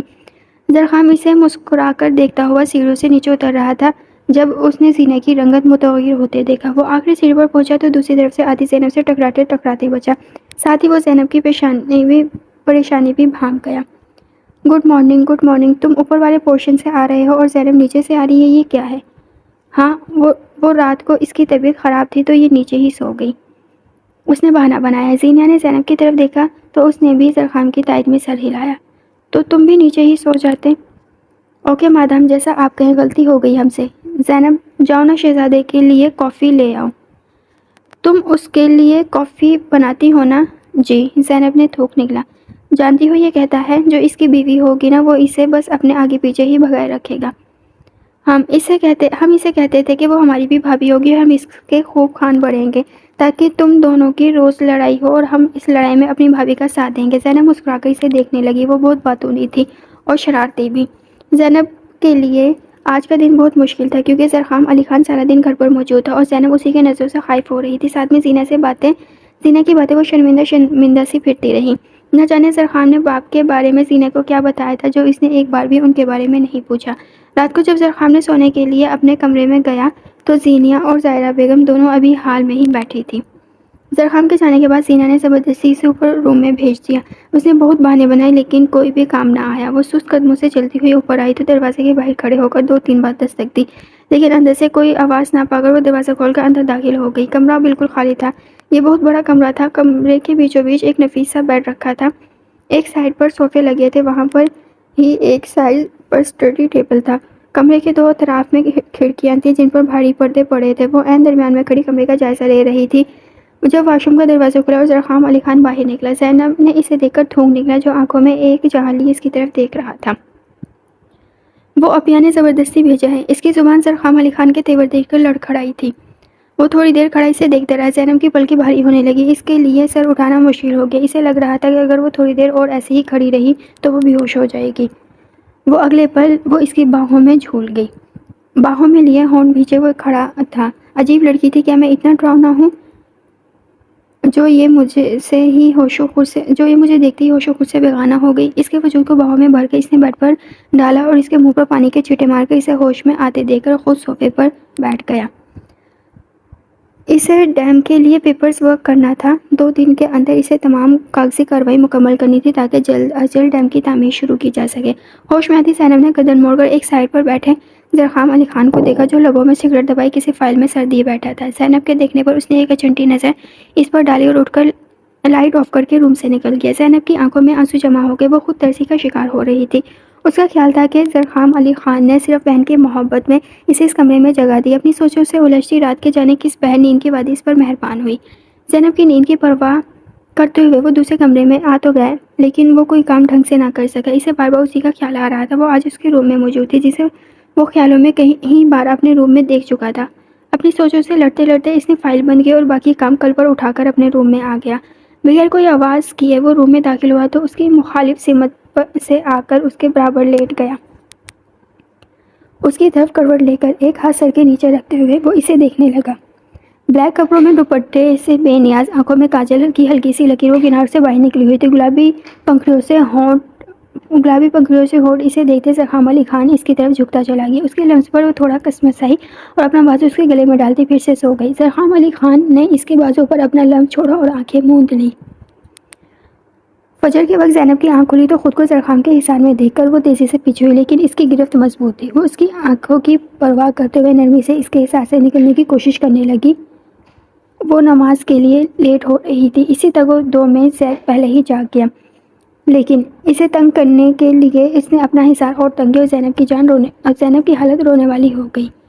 زرخام علی خان سے مزاحمت دور کرتے دیکھ کر اپنی گرفت ڈھیلی کی اور رخ موڑ کر لیٹ گیا۔ وہ تیزی سے اس سے پیچھے ہوئی اور اتھل پتھل ہوتی سانسوں کو سنبھالتی اٹھ کر روم سے باہر نکل گئی۔ وہ زینہ اور زائرہ خاتون ناشتہ کر رہی تھی جب وہ تیزی سے سیڑھیاں اترتا نیچے آیا۔ سب کو سلام کرتا ہوا زینب کے جھکے سر پر ایک نظر ڈالتا اس کے عین سامنے والی چیئر سنبھال لی۔ زینب کے لیے نوالا حلق میں اتارنا مشکل ہو گیا۔ کل صبح والا واقعہ یاد کر کے اس کی ہتھیلیاں بھیگنے لگی۔ اس نے ایک چور نظر زرخام علی خان پر ڈالی جو خشمگین نظروں سے اسے ہی گھور رہا تھا۔ وہ اس کی نظروں سے خائف ہوتی ہوئی زائرہ خاتون کی طرف دیکھنے لگی۔ زرخام علی خان کو زینب پر غصہ آ رہا تھا۔ وہ صبح نماز کے بعد اس کا انتظار کرتا ہے لیکن وہ واپس روم میں آئی ہی نہیں۔ ماما میں چلتا ہوں، بیٹھک میں کچھ لوگ میرا انتظار کر رہے ہیں۔ بیٹا ناشتہ تو کر لو۔ نہیں، بھوک نہیں۔ وہ زینب کو ایک نظر دیکھتا بیرون دروازے کی طرف مڑ گیا۔ زرخام اس وقت بالکل خاموش بیٹھا تھا کیونکہ لوگوں نے اسے بتایا تھا کہ جس جگہ پر ڈیم بننا ہے وہاں کی کچھ زمین سفیر خان کی ہے جو کہ سلطان خان کا بھانجا ہے۔ سردار زرخام، اگر اس نے زمین دینے سے انکار کر دیا تو؟ آپ لوگ پریشان نہ ہو، میں کرتا ہوں کچھ۔ اور سب ایک امید سے اسے دیکھتے ہوئے وہاں سے جانے لگے۔ اس نے وہیں بیٹھے بیٹھے اسلام آباد میں مجھے اپنے دوست سے رابطہ کیا، اسے سفیر خان سے سہراب ڈیم میں اس کی آ رہی زمین کا سودا کرنے کے لیے کہا تھا۔ زرخام، میں کوشش کرتا ہوں لیکن مجھے یہ ممکن نہیں لگ رہا، وہ بہت بگڑا نوابزادہ ہے۔ تم اس سے بات تو کرو، اگر نہ مانا تو پھر دیکھتے ہیں۔ ٹھیک 2 گھنٹے بعد زرخام کے موبائل پر رنگ ہوئی۔ زرخام وہ مان گیا لیکن اس کی ایک شرط ہے کہ وہ اس زمین کی رقم بھی لے گا۔ اور کیا یار بولو؟ اور یہ کہ تم اس کے ساتھ ایک پریس کانفرنس کر کے کہو گے کہ سفیر نے تمہیں وہ زمین ڈیم کے لیے عطیہ کی ہے۔ کتنی رقم مانگی ہے اس نے؟ 10 کروڑ۔ زرخام علی خان نے ہونٹ بھینچ لیے۔ میں تمہیں پہلے ہی کہہ رہا تھا زرخام، وہ ایک نمبر کا کمینہ ہے۔ 2 کروڑ کی زمین کا وہ 10 کروڑ مانگ رہا ہے۔ ڈن کر دو۔ لیکن زرخام، یہ گھاٹے کا سودا ہے، اس کا اجر اللہ کے ہاں بہت زیادہ ہے۔ تم نہیں جانتے روما کے کنویں کی کہانی؟ بیر روما ایک صحابی کی ملکے تھے جن کا نام روما الغفاری رضی اللہ تعالیٰ عنہ تھا۔ وہ اس کنویں میں پانی فروخت کیا کرتے تھے۔ ایک مرتبہ رسول اللہ صلی اللہ علیہ وسلم نے ان سے فرمایا کہ تم اس کنویں کو جنت کے چشمے کے بدلے فروخت کر دو گے؟ انہوں نے جواب دیا، یا رسول اللہ، میرے پاس اس کے سوا کوئی کنواں ہی نہیں، لہٰذا میں ایسا نہیں کر سکتا۔ اس پر حضرت عثمان بن عفان رضی اللہ تعالیٰ عنہ نے 35,000 درہم کے عوض اس کنویں کو خرید لیا، اور اس کے بعد اللہ کے نبی صلی اللہ علیہ وسلم کی خدمت میں حاضر ہو کر پوچھا، اگر میں اس کنویں کو خرید لوں تو کیا میرے لیے بھی جنت کے چشمے کی وہی پیشکش ہوگی جو آپ نے روما کو فرمائی تھی؟ آپ صلی اللہ علیہ وسلم نے فرمایا، ہاں۔ اس پر حضرت عثمان نے کہا، میں اس کو مسلمانوں کے واسطے خرید چکا ہوں، اسی لیے اللہ کے لیے سودا کرتے وقت نفع و نقصان نہیں دیکھتے۔ اللہ بدلہ 10 گنا بڑھا کر دیتا ہے۔ اسے رقم ادا کر دو، اور میری طرف سے صفوان سے کہو کہ اس کے ساتھ پریس کانفرنس رکھے۔ اوکے سردار صاحب، جیسا آپ کا حکم۔ وہ شرارتاً بولا، جس کی بات پر زرخام کے ہونٹوں پر مسکراہٹ دوڑ گئی۔ وہ صوفے پر بیٹھی گہری سوچ میں گم تھی۔ اسے ماں کی یاد آ رہی تھی، نہ جانے اس کے ساتھ کیا ہوا ہوگا۔ اگر بابا کو پتہ چل گیا کہ مجھے موبائل ماں نے دیا تو اس کے آگے وہ سوچ نہ سکی۔ یوں اسٹیچو بن کر رات نہیں گزرے گی، چینج کرو اور آرام سے سو جاؤ۔ گیلے بالوں میں برش چلاتا وہ بے تاثر لہجے میں بولا۔ وہ بنا اس کی طرف دیکھے سائڈ ٹیبل سے سگریٹ کا پیکٹ اور لائٹر اٹھا کر باہر نکل گیا۔ زینب جہاں کی تہاں بیٹھی رہ گئی۔ اس کی کلون کی خوشبو چاروں اور پھیل گئی تھی۔ رات کا نہ جانے کون سا پہر تھا۔ اس کی آنکھ کھلی، بیڈ کی دوسری طرف لیٹے زرخام کو دیکھ کر وہ لمحے بھر کو ٹھٹکی۔ اس نے اپنی ساری زندگی میں اتنا وجیہمت نہیں دیکھا تھا۔ کھڑے کھڑے مغرور نقوش سے جھلکتی بے نیازی، وہ یکٹک اسے دیکھ رہی تھی کہ زرخام نے ایک دم اس کی طرف کروٹ لی۔ زینب نے سٹ پٹا کر اپنی نظروں کا زاویہ بدلا، جیسے اس کی چوڑی پکڑی گئی ہو۔ صبح ٹوٹ کر بارش برسی تھی۔ اسے بارش سے عشق تھا۔ ٹھنڈی ہوا کے جھونکے اس کے نم بالوں سے چھیڑ چھاڑ کرتے گزرتے جاتے۔ اس نے شرار سے منیر پر بیٹھے سارے کبوتر اڑا دیے۔ تبھی وہ اس کے قریب آ کر کھڑا ہو گیا۔ مجھے تم سے کچھ کہنا ہے۔ زینیہ ابھی بابا کے بارے میں کچھ نہیں جانتی، اور نہ ہی وہ تمہارے بارے میں جانتی ہے کہ تم کون ہو۔ مجھے اپنی بہن سے بہت محبت ہے۔ میں نہیں جانتا سب کچھ جاننے کے بعد اس کا تمہارے ساتھ رویہ کیسا ہوگا، اسی لیے سوچ لو کہ تمہیں یہاں اس گھر میں رہنا ہے یا نہیں، اور آپ اس سب میں کہاں کھڑے ہوں گے۔ الفاظ اس کے منہ سے رک رک کر نکلے۔ میں تمہیں کسی غلط فہمی میں نہیں رکھنا چاہتا۔ ابھی وقت تمہاری مٹھی میں ہے۔ واپسی کے دروازے کھلے ہیں، جو چاہے فیصلہ کر لو۔ میں رکاوٹ نہیں بنوں گا، کیونکہ مجھے زبردستی اور بے ایمانی سے نفرت ہے۔ ایک نظر اس کے پتھرائے ہوئے چہرے پر ڈالتا وہ باہر نکل گیا۔ تو زینب سلطان، تمہارے لیے زندگی نے یہ راستہ منتخب کیا ہے۔ اس نے اپنی زندگی کے سودے بازیوں کا حساب لگانا چاہا۔ اگر زندگی سے اس شخص کو نکال دو تو مجھے صرف خسارہ ہی خسارہ نظر آتا ہے۔ فیصلہ تو ہو چکا تھا۔ اس سے یونانی دیوتاؤں جیسی آن بان رکھنے والے شوہر سے اسے پہلی نظر کی محبت ہو گئی تھی۔ وہ اس کی محبت کی خاطر سب کچھ ہارنے کے لیے تیار تھی۔ مجھے اب کہیں نہیں جانا۔ اس نے زرخام کو پکارا۔ وہ جاتے جاتے اپنی جگہ پر بغیر مڑے اس کی سننے کے لیے رک گیا۔ مجھے آپ سے بس اتنی فیور چاہیے کہ آپ کا نام میرے نام سے جڑا رہے۔ وہ بے خود سا اس کے چہرے پر پھسلتی بوندوں کو دیکھتا رہا۔ گزرے 6 ماہ میں زینیہ بہت بہتر ہو گئی تھی، اور زرخام نے وعدے کے مطابق صفوان کو اپنے ماں باپ کو حویلی لانے کا عندیہ دے دیا تھا، اور وہ سن کر پہلی فرصت میں ماں اور باپ کو لے کر حویلی پہنچ گیا تھا۔ حویلی میں اس کا شاندار استقبال کیا گیا، اور پھر زینیہ کی رضامندی سے منگنی بہت دھوم دھام سے ہو رہی تھی۔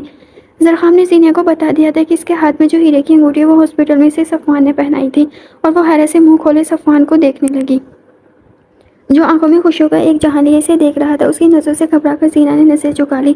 تقریب خاصی وسیع پیمانے پر کی گئی تھی۔ ظاہرہ خاتون نے سب جاننے والوں کو مدعو کیا تھا۔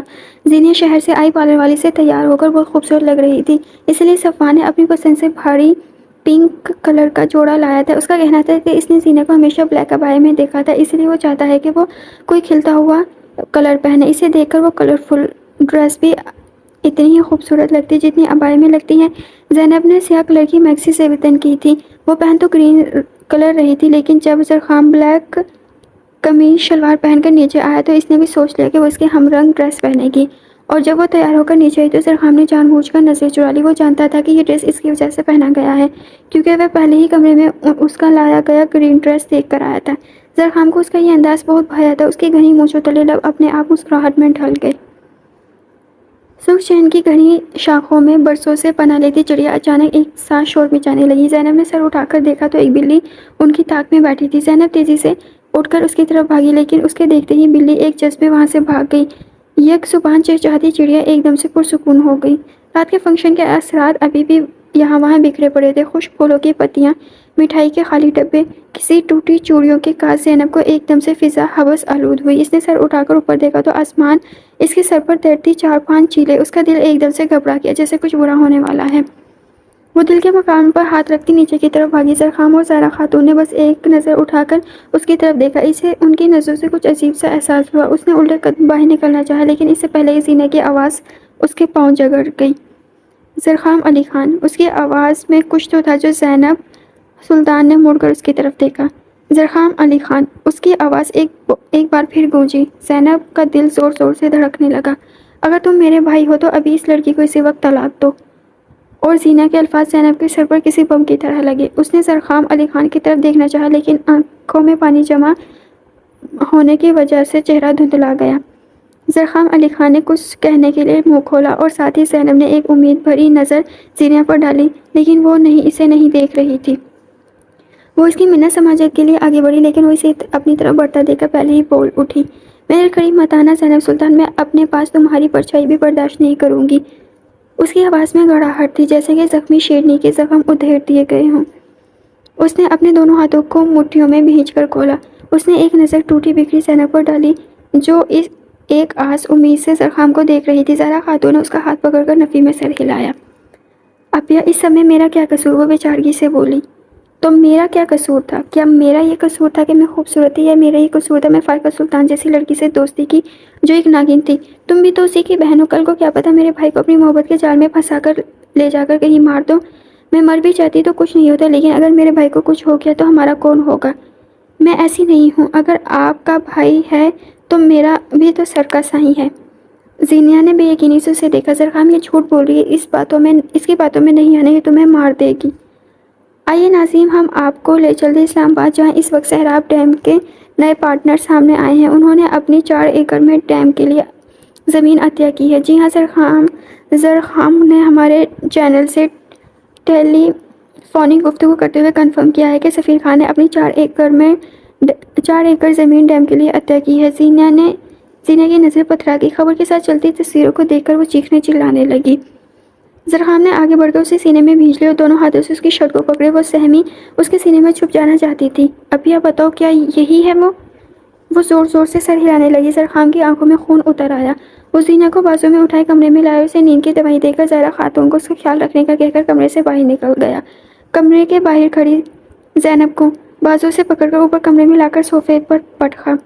زینب سلطان، جب تک میں واپس نہ آؤں اس کمرے سے باہر نہیں نکلنا، اگر میری نگاہ میں رہنا چاہتی ہو تو۔ اور وہ وارڈ روم میں کچھ ڈھونڈنے لگا۔ اسمتھ اینڈ ویسن M&P پسٹل اس کے ہاتھ میں چمک رہی تھی۔ اسے اچھی طرح سے چیک کرنے کے بعد اپنے کوٹ کی اندرونی پاکٹ میں رکھا اور چلتا ہوا زینب کے قریب آیا، جو خوفزدہ نظروں سے اسے دیکھ رہی تھی۔ میں اپنے دشمنوں کو کبھی معاف نہیں کرتا، چاہے وہ کوئی بھی ہو، لیکن سفیر نے زینہ آپی کو کیوں مارا ہوگا؟ ان کے ساتھ ان کی کیا دشمنی؟ کیونکہ زینہ خان نے اس کا پرپوزل ریجیکٹ کیا تھا، اور جب اس نے اس کا ہاتھ پکڑنا چاہا تو بھری یونی میں اسے تھپڑ مار دیا، اور اس تھپڑ کا بدلہ اس نے اس کی کیا؟ کچھ نہیں، آپ کو بتانا پڑے گا۔ زینب ہٹ جاؤ راستے سے، پہلے آپ کو بتانا پڑے گا کیا کیا سفیر نے زینہ آپی کے ساتھ۔ اس کی عزت تار کرنے کے بعد اس کو جان سے مارنے کی کوشش کی، اور یقیناً وہ ابھی تک یہ بات نہیں جانتا ہوگا کہ زینہ خان زندہ ہے۔ آپ کو یہ سب کیسے پتا چلا؟ اسے اپنی آواز کسی کھائی سے آتی نظر آئی۔ آج ہی پتا چلا۔ زینہ اس کا نام اور چہرہ بھول چکی تھی، لیکن وہ اتنا جانتی تھی کہ فائقہ سلطان اسے دھوکہ سے یونی اپنے ساتھ اپنے گھر لے کر گئی تھی، اور پھر وہاں سے اسے کوئی مشروب پلایا تھا، جس کے بعد اسے ہوش نہیں رہا، اور اس کے بعد جب وہ ہوش میں آئی تو اس کا کہنا تھا کہ اسے بس دھندلی سی کوئی تصویر اس کی آنکھوں کے آگے لہرائی، لیکن اسے چہرہ واضح نہیں آ رہا تھا۔ اگر آج ٹی وی پر وہ نیوز نہ چلتی تو وہ کبھی جان نہ پاتا، اور ہاں، اگر زینہ کی طبیعت خراب نہ ہوتی تو تم بھی ابھی تک میری زندگی سے نکل چکی ہوتی۔ اس کی بات پر وہ پتھرائی سی گئی، اور جانے کے لیے مڑا تو وہ بھاگتی اس کے سینے سے جا لگی۔ زرخام علی خان، میں ہمیشہ آپ کی وفادار رہوں گی، آپ چاہے تو دوسری شادی کر لیں، لیکن میرے نام سے اپنا نام مت جدا کیجیے گا، میں مر جاؤں گی۔ اس کی بات پر زرخام علی خان نے آنکھیں میچ لی اور نرمی سے اسے خود سے الگ کرتا وہاں سے نکلتا چلا گیا۔ پیچھے زینب سلطان کو روتے گڑ گڑاتا چھوڑ گیا۔ گھڑی کے پاس پہنچ کر اسے اپنی کلائی پر جلن سی محسوس ہوئی۔ زینب کو الگ کرتے اس کے ناخن اس کی کلائی پر کھروچ آئی تھی۔ زرخام علی خان کی بائیں آنکھ سے ایک آنسو نکل کر اس کی داڑھی میں کہیں گم ہو گیا۔ اس نے اپنی کلائی پر لب رکھے اور بے دردی سے اپنی آنکھیں مسلیں، جو شدت ضبط سے سرخ انگارہ ہو رہی تھی۔ فائقہ سلطان کے شوہر نے اولاد نہ ہونے کی وجہ سے دوسری شادی کر لی۔ وہ فائقہ سے بہت محبت کرتا تھا، لیکن ماں باپ کا اکلوتا ہونے کی وجہ سے وہ ماں کے آگے مجبور ہو گئی اور اپنی ایک یتیم کزن سے شادی کر لی جو بچپن سے اسے منسوب تھی، لیکن چونکہ عفان کو فائقہ پسند آئی تھی اسی لیے اس نے اپنے ماں باپ کو ناراض کر کے فائقہ کو اپنایا۔ فائقہ کے چہرے پر یہ خبر کسی دہشت سے کم نہ تھی۔ فائقہ کے لیے وہ دردانہ بیگم کے گھر تھی۔ جب اسے عفان کے نکاح کی بابت پتہ چلی، وہ ریش ڈرائیونگ کرتی ہوئی گھر پہنچنا چاہتی تھی، لیکن اللہ کو کچھ اور ہی منظور تھا۔ اسے کسی مظلوم کی آہ لگ گئی تھی۔ راستے میں اس کی گاڑی ایک تیز ٹرک سے ٹکرا گئی اور وہ ہوش و خود سے بیگانہ ہو گئی۔ جس وقت وہ دوبارہ ہوش میں آئی تو عفان اس کے پاس موجود تھا، لیکن وہ اپنی دونوں ٹانگیں کھو چکی تھی۔ اپنی یہ حالت دیکھ کر وہ چیخنے لگی۔ ڈاکٹر نے اسے سکون کا انجیکشن لگایا اور وہ گہری نیند میں چلی گئی۔ زرخام جس وقت اسلام آباد پہنچا رات گہری ہو رہی تھی۔ موسم ابر آلود تھا، کالے بادلوں نے آسمان کو ڈھک رکھا تھا۔ زرخام کے موبائل پر رنگ ہوئی۔ اس نے کال ریسیو کی تو دوسری طرف اس کا بہترین دوست فاران تھا۔ زرخام سفیر خان اس وقت اسلام آباد میں نہیں ہے اور مری میں اپنے کاٹیج میں گیا ہوا ہے۔ اور کون ہے اس کے ساتھ؟ کوئی لڑکی ہے اس کے ساتھ، شاید کوئی کال گرل ہے۔ Okay thank you. اس نے کال کٹ کر کے موبائل ڈیش بورڈ پر ڈالا اور گاڑی کا رخ مری کی طرف موڑ دیا۔ شدید دھند، تیز بارش اور اولوں کے درمیان وہ تیز رفتار سے گاڑی چلا رہا تھا۔ انتقام کی آگ انسان کو پاگل بنا دیتی ہے۔ وہ 5 گھنٹوں کا سفر طے کر کے اسلام آباد پہنچا۔ اب اسے مری پہنچنے کے لیے مزید 1 گھنٹہ ڈرائیو کرنی تھی۔ وہ سگریٹ پر سگریٹ پھونک رہا تھا۔ کافی رات ہونے کی وجہ سے اس وقت روڈ خالی تھی۔ وہ اس وقت مری پہنچا تو وہاں برف باری شروع ہو چکی تھی۔ سردیوں کی کالی راتیں، آسمان بادلوں سے ڈھکا ہوا تھا۔ چاند بھی کہیں بادلوں کی اوٹ میں چھپا ہوا بیٹھا تھا۔ ہر طرف برف کی چادر بچھی ہوئی تھی۔ اس نے اپنی گاڑی کاٹیج سے کافی پہلے ہی پارک کی اور ماسک سے چہرہ ڈھک لیا۔ وہ بہت احتیاط سے آگے بڑھا۔ کاٹیج کے سامنے سے ہوتا ہوا ایک لمبا چکر کاٹ کے اس کے عقبی حصے میں پہنچا جہاں 5 فٹ کی ایک ایلومینیم کی ونڈو تھی۔ اس نے پاس پڑا ایک پتھر اٹھایا اور شیشے پر دے مارا، جس پر رات کے گہرے سناٹے میں شور پیدا ہوا، لیکن یہ صرف چند لمحوں کے لیے تھا۔ وہ کانچ ہٹاتا اندر داخل ہوا اور سامنے کمرے کے کھلے دروازے سے اسے سفیر نیم برہنہ حالت میں بیڈ پر پڑا نظر آیا۔ وہ گاڑی سے اپنے ساتھ رسی بھی لایا تھا۔ شراب کے نشے میں ڈوبا وہ ہوش و خود سے بیگانہ تھا۔ زرخام علی خان نے اسے اٹھا کر کندھے پر ڈالا اور لا کر دوسرے کمرے میں موجود ایک کرسی کے ساتھ اسے باندھ دیا۔ اس کا نشہ دور کرنے کے لیے پہلے اسے پانی میں لیموں ڈال کر اس کے منہ میں اونڈیلا۔ اس کے جواب میں اس کے منہ سے مغزات کا ایک طوفان نکلا۔ زرخام علی خان کا ہاتھ اٹھا، اس کے چہرے پر نشان چھوڑ گیا۔ اس نے مری کے یک وقتہ سردی میں پانی کی بالٹی بھر کے اس کے اوپر اونڈیل دی تو وہ ہوش کی دنیا میں لوٹ آیا۔ زرخام نے ایک چیئر گھسیٹ کے اس کے سامنے رکھی اور موبائل سے سینے کی تصویر نکال کر اس کے سامنے کی۔ اس لڑکی کو جانتے ہو؟ اس نے نفی میں سر ہلایا۔ زرخام نے پاکٹ میں سے ایک چاقو نکالا اور اس کی آنکھوں کے سامنے لہرایا۔ ہاں جانتا ہوں، وہ کسی رٹائے طوطے کی طرح بولا۔ ٹھیک ہے، پھر انجام کے لیے بھی تیار ہو جاؤ۔ پلیز مجھے معاف کر دو، میں تمہارے پاؤں پڑتا ہوں۔ زرخام نے ایک زوردار کہکا لگایا۔ معافی؟ ایسا تو سوچنا بھی مت۔ تم ہو کون؟ میں تمہاری موت ہوں۔ مرنے سے پہلے اپنی موت کا چہرہ دیکھنا چاہو گے؟ اس نے مکانیکی انداز میں سر اس بات میں ہلایا۔ زرخام علی خان نے اپنا ماسک میں چھپا چہرہ آزاد کیا اور اپنی پاکٹ سے پسٹل نکال کر اس کے عین دل کے مقام پر نشانہ لیا اور 6 کی 6 گولی اس کے جسم میں اتار دی۔ وہ جہاں سے آیا وہاں سے ہی نکل کر گاڑی تک پہنچا اور وہاں سے ایبٹ آباد کی طرف روانہ ہوا، واپس اسلام آباد لوٹ آیا۔ وہ اسٹاپ پر بس کا ویٹ کر رہی تھی۔ وہ ایک انٹرنیشنل فورم میں ایک ایڈیٹر کے طور پر کام کر رہی تھی۔ جب کافی دیر کھڑے ہونے کے باوجود اسے کوئی گاڑی نہیں ملی تو وہ پیدل ہی چل پڑی۔ KFC کے پاس سے گزرتے ہوئے اسے شدید بھوک کا احساس ہوا اور وہ کچھ سوچتے ہوئے اندر کی طرف بڑھ گئی۔ اپنا آرڈر لے کر وہ چیئر سنبھال رہی تھی جب اسے جانی پہچانی آواز سنائی دی۔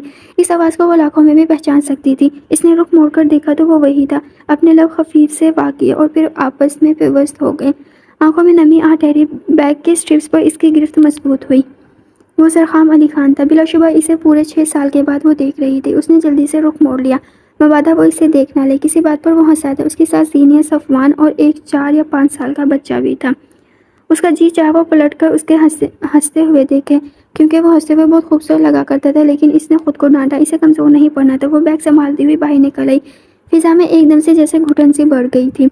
دل یکدم دکھ سے بھر گیا۔ بھولے بسرے دکھ شور مچانے لگے۔ وہ مرے مرے قدموں سے چلتی ہوئی ہاسٹل میں داخل ہوئی اور اپنے روم میں آ کر ٹیبل پر سر رکھا اور آنسو کو بہنے دیا۔ بے آواز روتی ہوئی یہاں تک کہ اس کی آنکھیں خشک ہو گئی۔ محبت کے لیے بہایا گیا آنسو جہاں بھی گرے زمین کو بنجر کر دیتا ہے۔ ان گزرے 6 سالوں میں اس نے یہی 2 کام کیے تھے، ایک زرخام علی خان سے عشق اور دوسرا اس کو بھول جانے کا عہد۔ لیکن آج جب 6 سال بعد زرخام علی خان کو سر راہ دیکھا تو اسے لگا کہ وہ اپنا عہد نہیں نبھا سکے گی۔ وہ تو آج بھی وہی مقیم تھا، اول روز کی طرح، اس کے دل کا حکمران۔ اسے دیکھ کر اسے لگا تھا وہ تو کبھی اسے چھوڑ کر آئی ہی نہیں۔ نہیں، مجھے اب اسے یاد نہیں رکھنا۔ اس نے بے دردی سے اپنے آنسو صاف کیے۔ میں صرف تجھ کو سنوں جان کے تیرا لہجہ تو بولتا ہے، تو پھر خوشبوؤں سے ملتا ہے۔ 6 سال پہلے جب وہ انتقام کی آگ بجھا کر لوٹا تو اس نے سوچ لیا تھا وہ زینی آپی کو منا لے گا اور اپنی محبت سے دستبردار نہیں ہو سکتا۔ زینب سلطان اس کی روح میں بس چکی ہے، اس کے بغیر تو اب سانس بھی مشکل سے آنی ہے۔ وہ ایک فیصلہ کر کے لوٹا تھا، لیکن شاید خدا کو کچھ اور ہی منظور تھا۔ جس وقت وہ حویلی میں داخل ہوا اسے ویرانی سی محسوس ہوئی، لیکن اس نے سر جھٹک دیا اور سست قدموں سے اندر ہال میں داخل ہوا اور سامنے صوفے پر ہی لیٹ گیا۔ زہرا خاتون نے زینب کی خیریت معلوم کر کے اسے خیال آیا جسے وہ کمرے میں رہنے کا پابند کر کے گیا تھا۔ وہ زہرا خاتون کی اجازت سے لے کر اپنے کمرے میں آ گیا۔ کمرہ خالی اور سنسان تھا۔ وہ اپنے کپڑے نکالنے کے لیے جب وارڈروب کھولی تو وہاں سے زینب کے سارے کپڑے غائب تھے۔ وہ تیزی سے واش روم کی طرف بڑھا، وہ بھی خالی تھے۔ اس کے اوزان خطا ہو گئے۔ اس نے پاگلوں کی طرح حویلی کا چپا چپا چھان مارا، لیکن وہ نہیں ملی۔ وہ وہاں ہوتی تو ملتی۔ آخر میں وہ پاگلوں کی طرح بالوں میں ہاتھوں کی انگلیاں پھنسا کر بیٹھ گیا۔ اس نے گاڑی کی چابی لی اور تیز رفتاری سے گاڑی لے کر سلطان خان کی حویلی پہنچا۔ اس کا خیال تھا کہ وہ وہیں آئی ہوگی، لیکن وہ وہاں نہیں تھی۔ وہ حویلی لوٹا ہے، لیکن اجڑا بکھرا سا، لیکن وہ زینب سے بدظن ہو گیا تھا۔ بیٹا، وہ تمہارے رویے سے نا امید ہو کر یہاں سے چلی گئی، لیکن ہم اسے ڈھونڈ لیں گے، انشاءاللہ وہ مل جائے گی۔ نہیں ماں، اب اسے کوئی نہیں ڈھونڈے گا، کوئی بھی نہیں۔ وہ اپنی مرضی سے یہاں سے گئی ہے اور اب خود ہی لوٹ کے آئے گی۔ زینی آپی ٹھیک کہتی، یہ لڑکی تمہارے پیار کے جال میں پھنسا کر تمہیں مار دے گی۔ امو جان، اس نے آپ کے بیٹے کی جان لے لی ہے۔ اسے سالوں لگے خود کو سنبھالنے میں۔ اس نے سرداری چھوڑ دی اور ماں کو لے کر شہر آ گیا۔ اس بار زہرا خاتون نے کوئی اعتراض نہیں کیا، لیکن اس نے اپنے گاؤں کے لوگوں سے جو وعدہ کیا تھا وہ اس نے وفا کیا۔ 3 سال کی قلیل مدت میں ڈیم تعمیر ہو گیا۔ اس میں بہت سے لوگوں کی کاوش شامل تھی۔ صفوان نے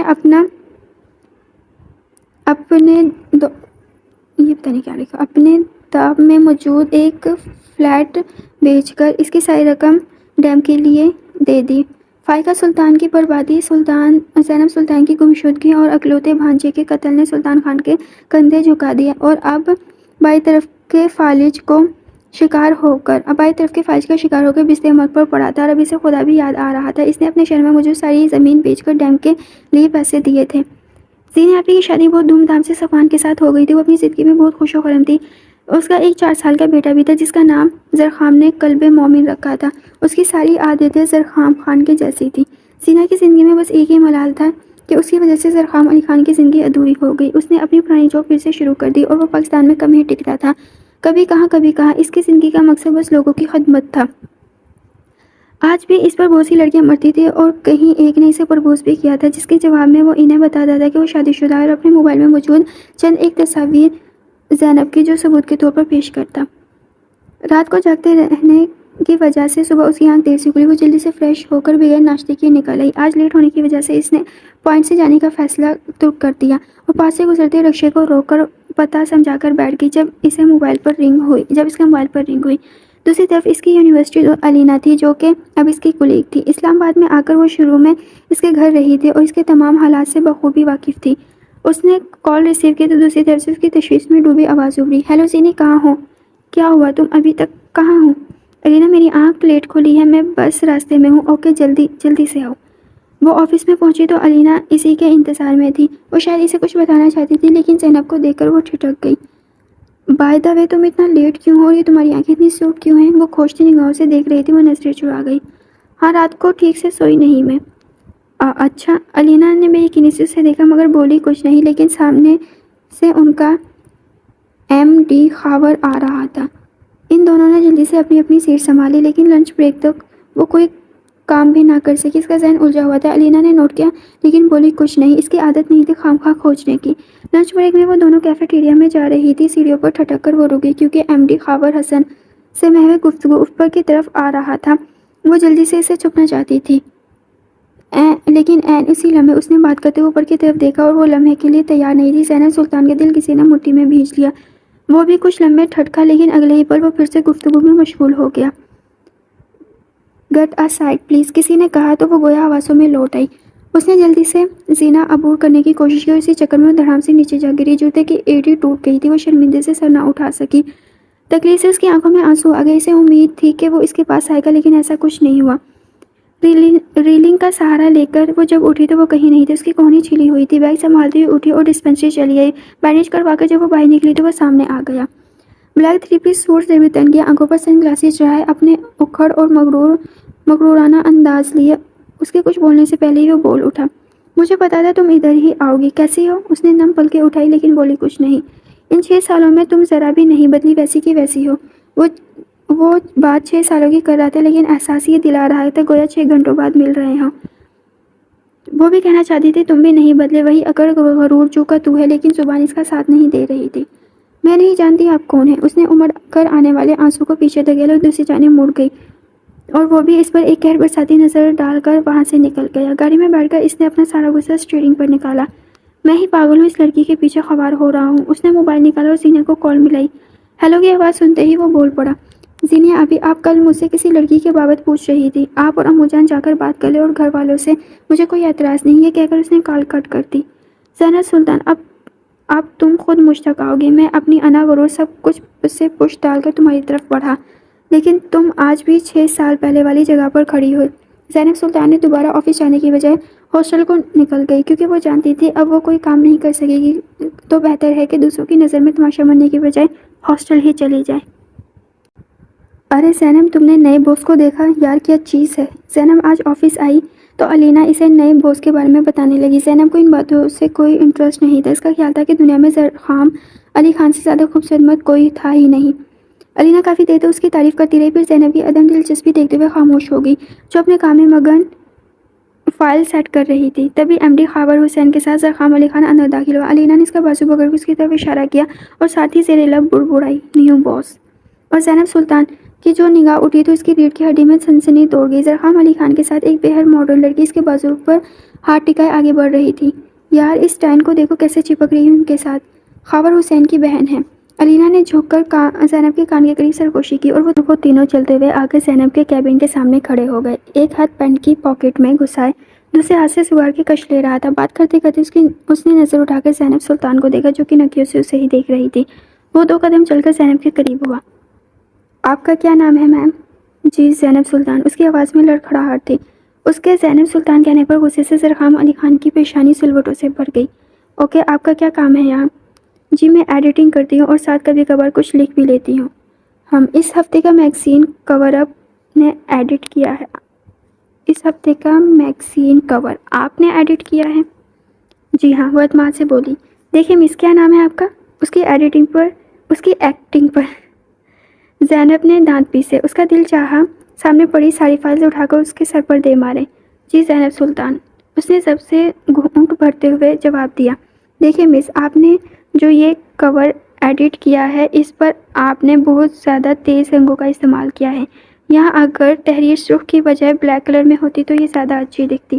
اس نے ایک جگہ پر انگلی سے اشارہ کرتے ہوئے کہا، آج کے بعد آپ جو ایڈٹ تیار کریں گی وہ پہلے مجھے دکھائیں گی، پھر اس کے بعد وہ اپروو ہوگی، انڈرسٹینڈ؟ یس سر، اس نے چبا چبا کر لفظ ادا کیے۔ اوکے، پھر ابھی آپ کے دماغ میں اس ویک کے کور کے لیے کیا آئیڈیاز ہے وہ لے کر میرے پاس آئے آفس میں۔ جی سر۔ وہ مسکراہٹ سب کرتا اپنے آفس میں چلا گیا اور روم میں ادھر ادھر ٹہلتے اس کے آنے کا انتظار کرنے لگا۔ تھوڑی دیر بعد وہ لیپ ٹاپ اٹھائے اندر چلی گئی۔ وہ اس کے سامنے بیٹھ گئی اور لیپ ٹاپ پر اسے کچھ ڈیزائن دکھانے لگی۔ زرخام نے اپنی سیٹ چھوڑی اور اس کے سیٹ کے پیچھے آ کھڑا ہوا۔ زینب کو اپنی سانس رکتی ہوئی محسوس ہوئی۔ اس نے تھوک نکلا اور پھر سے اسکرین کی طرف اشارہ کرتے ہوئے کچھ دکھانے لگی۔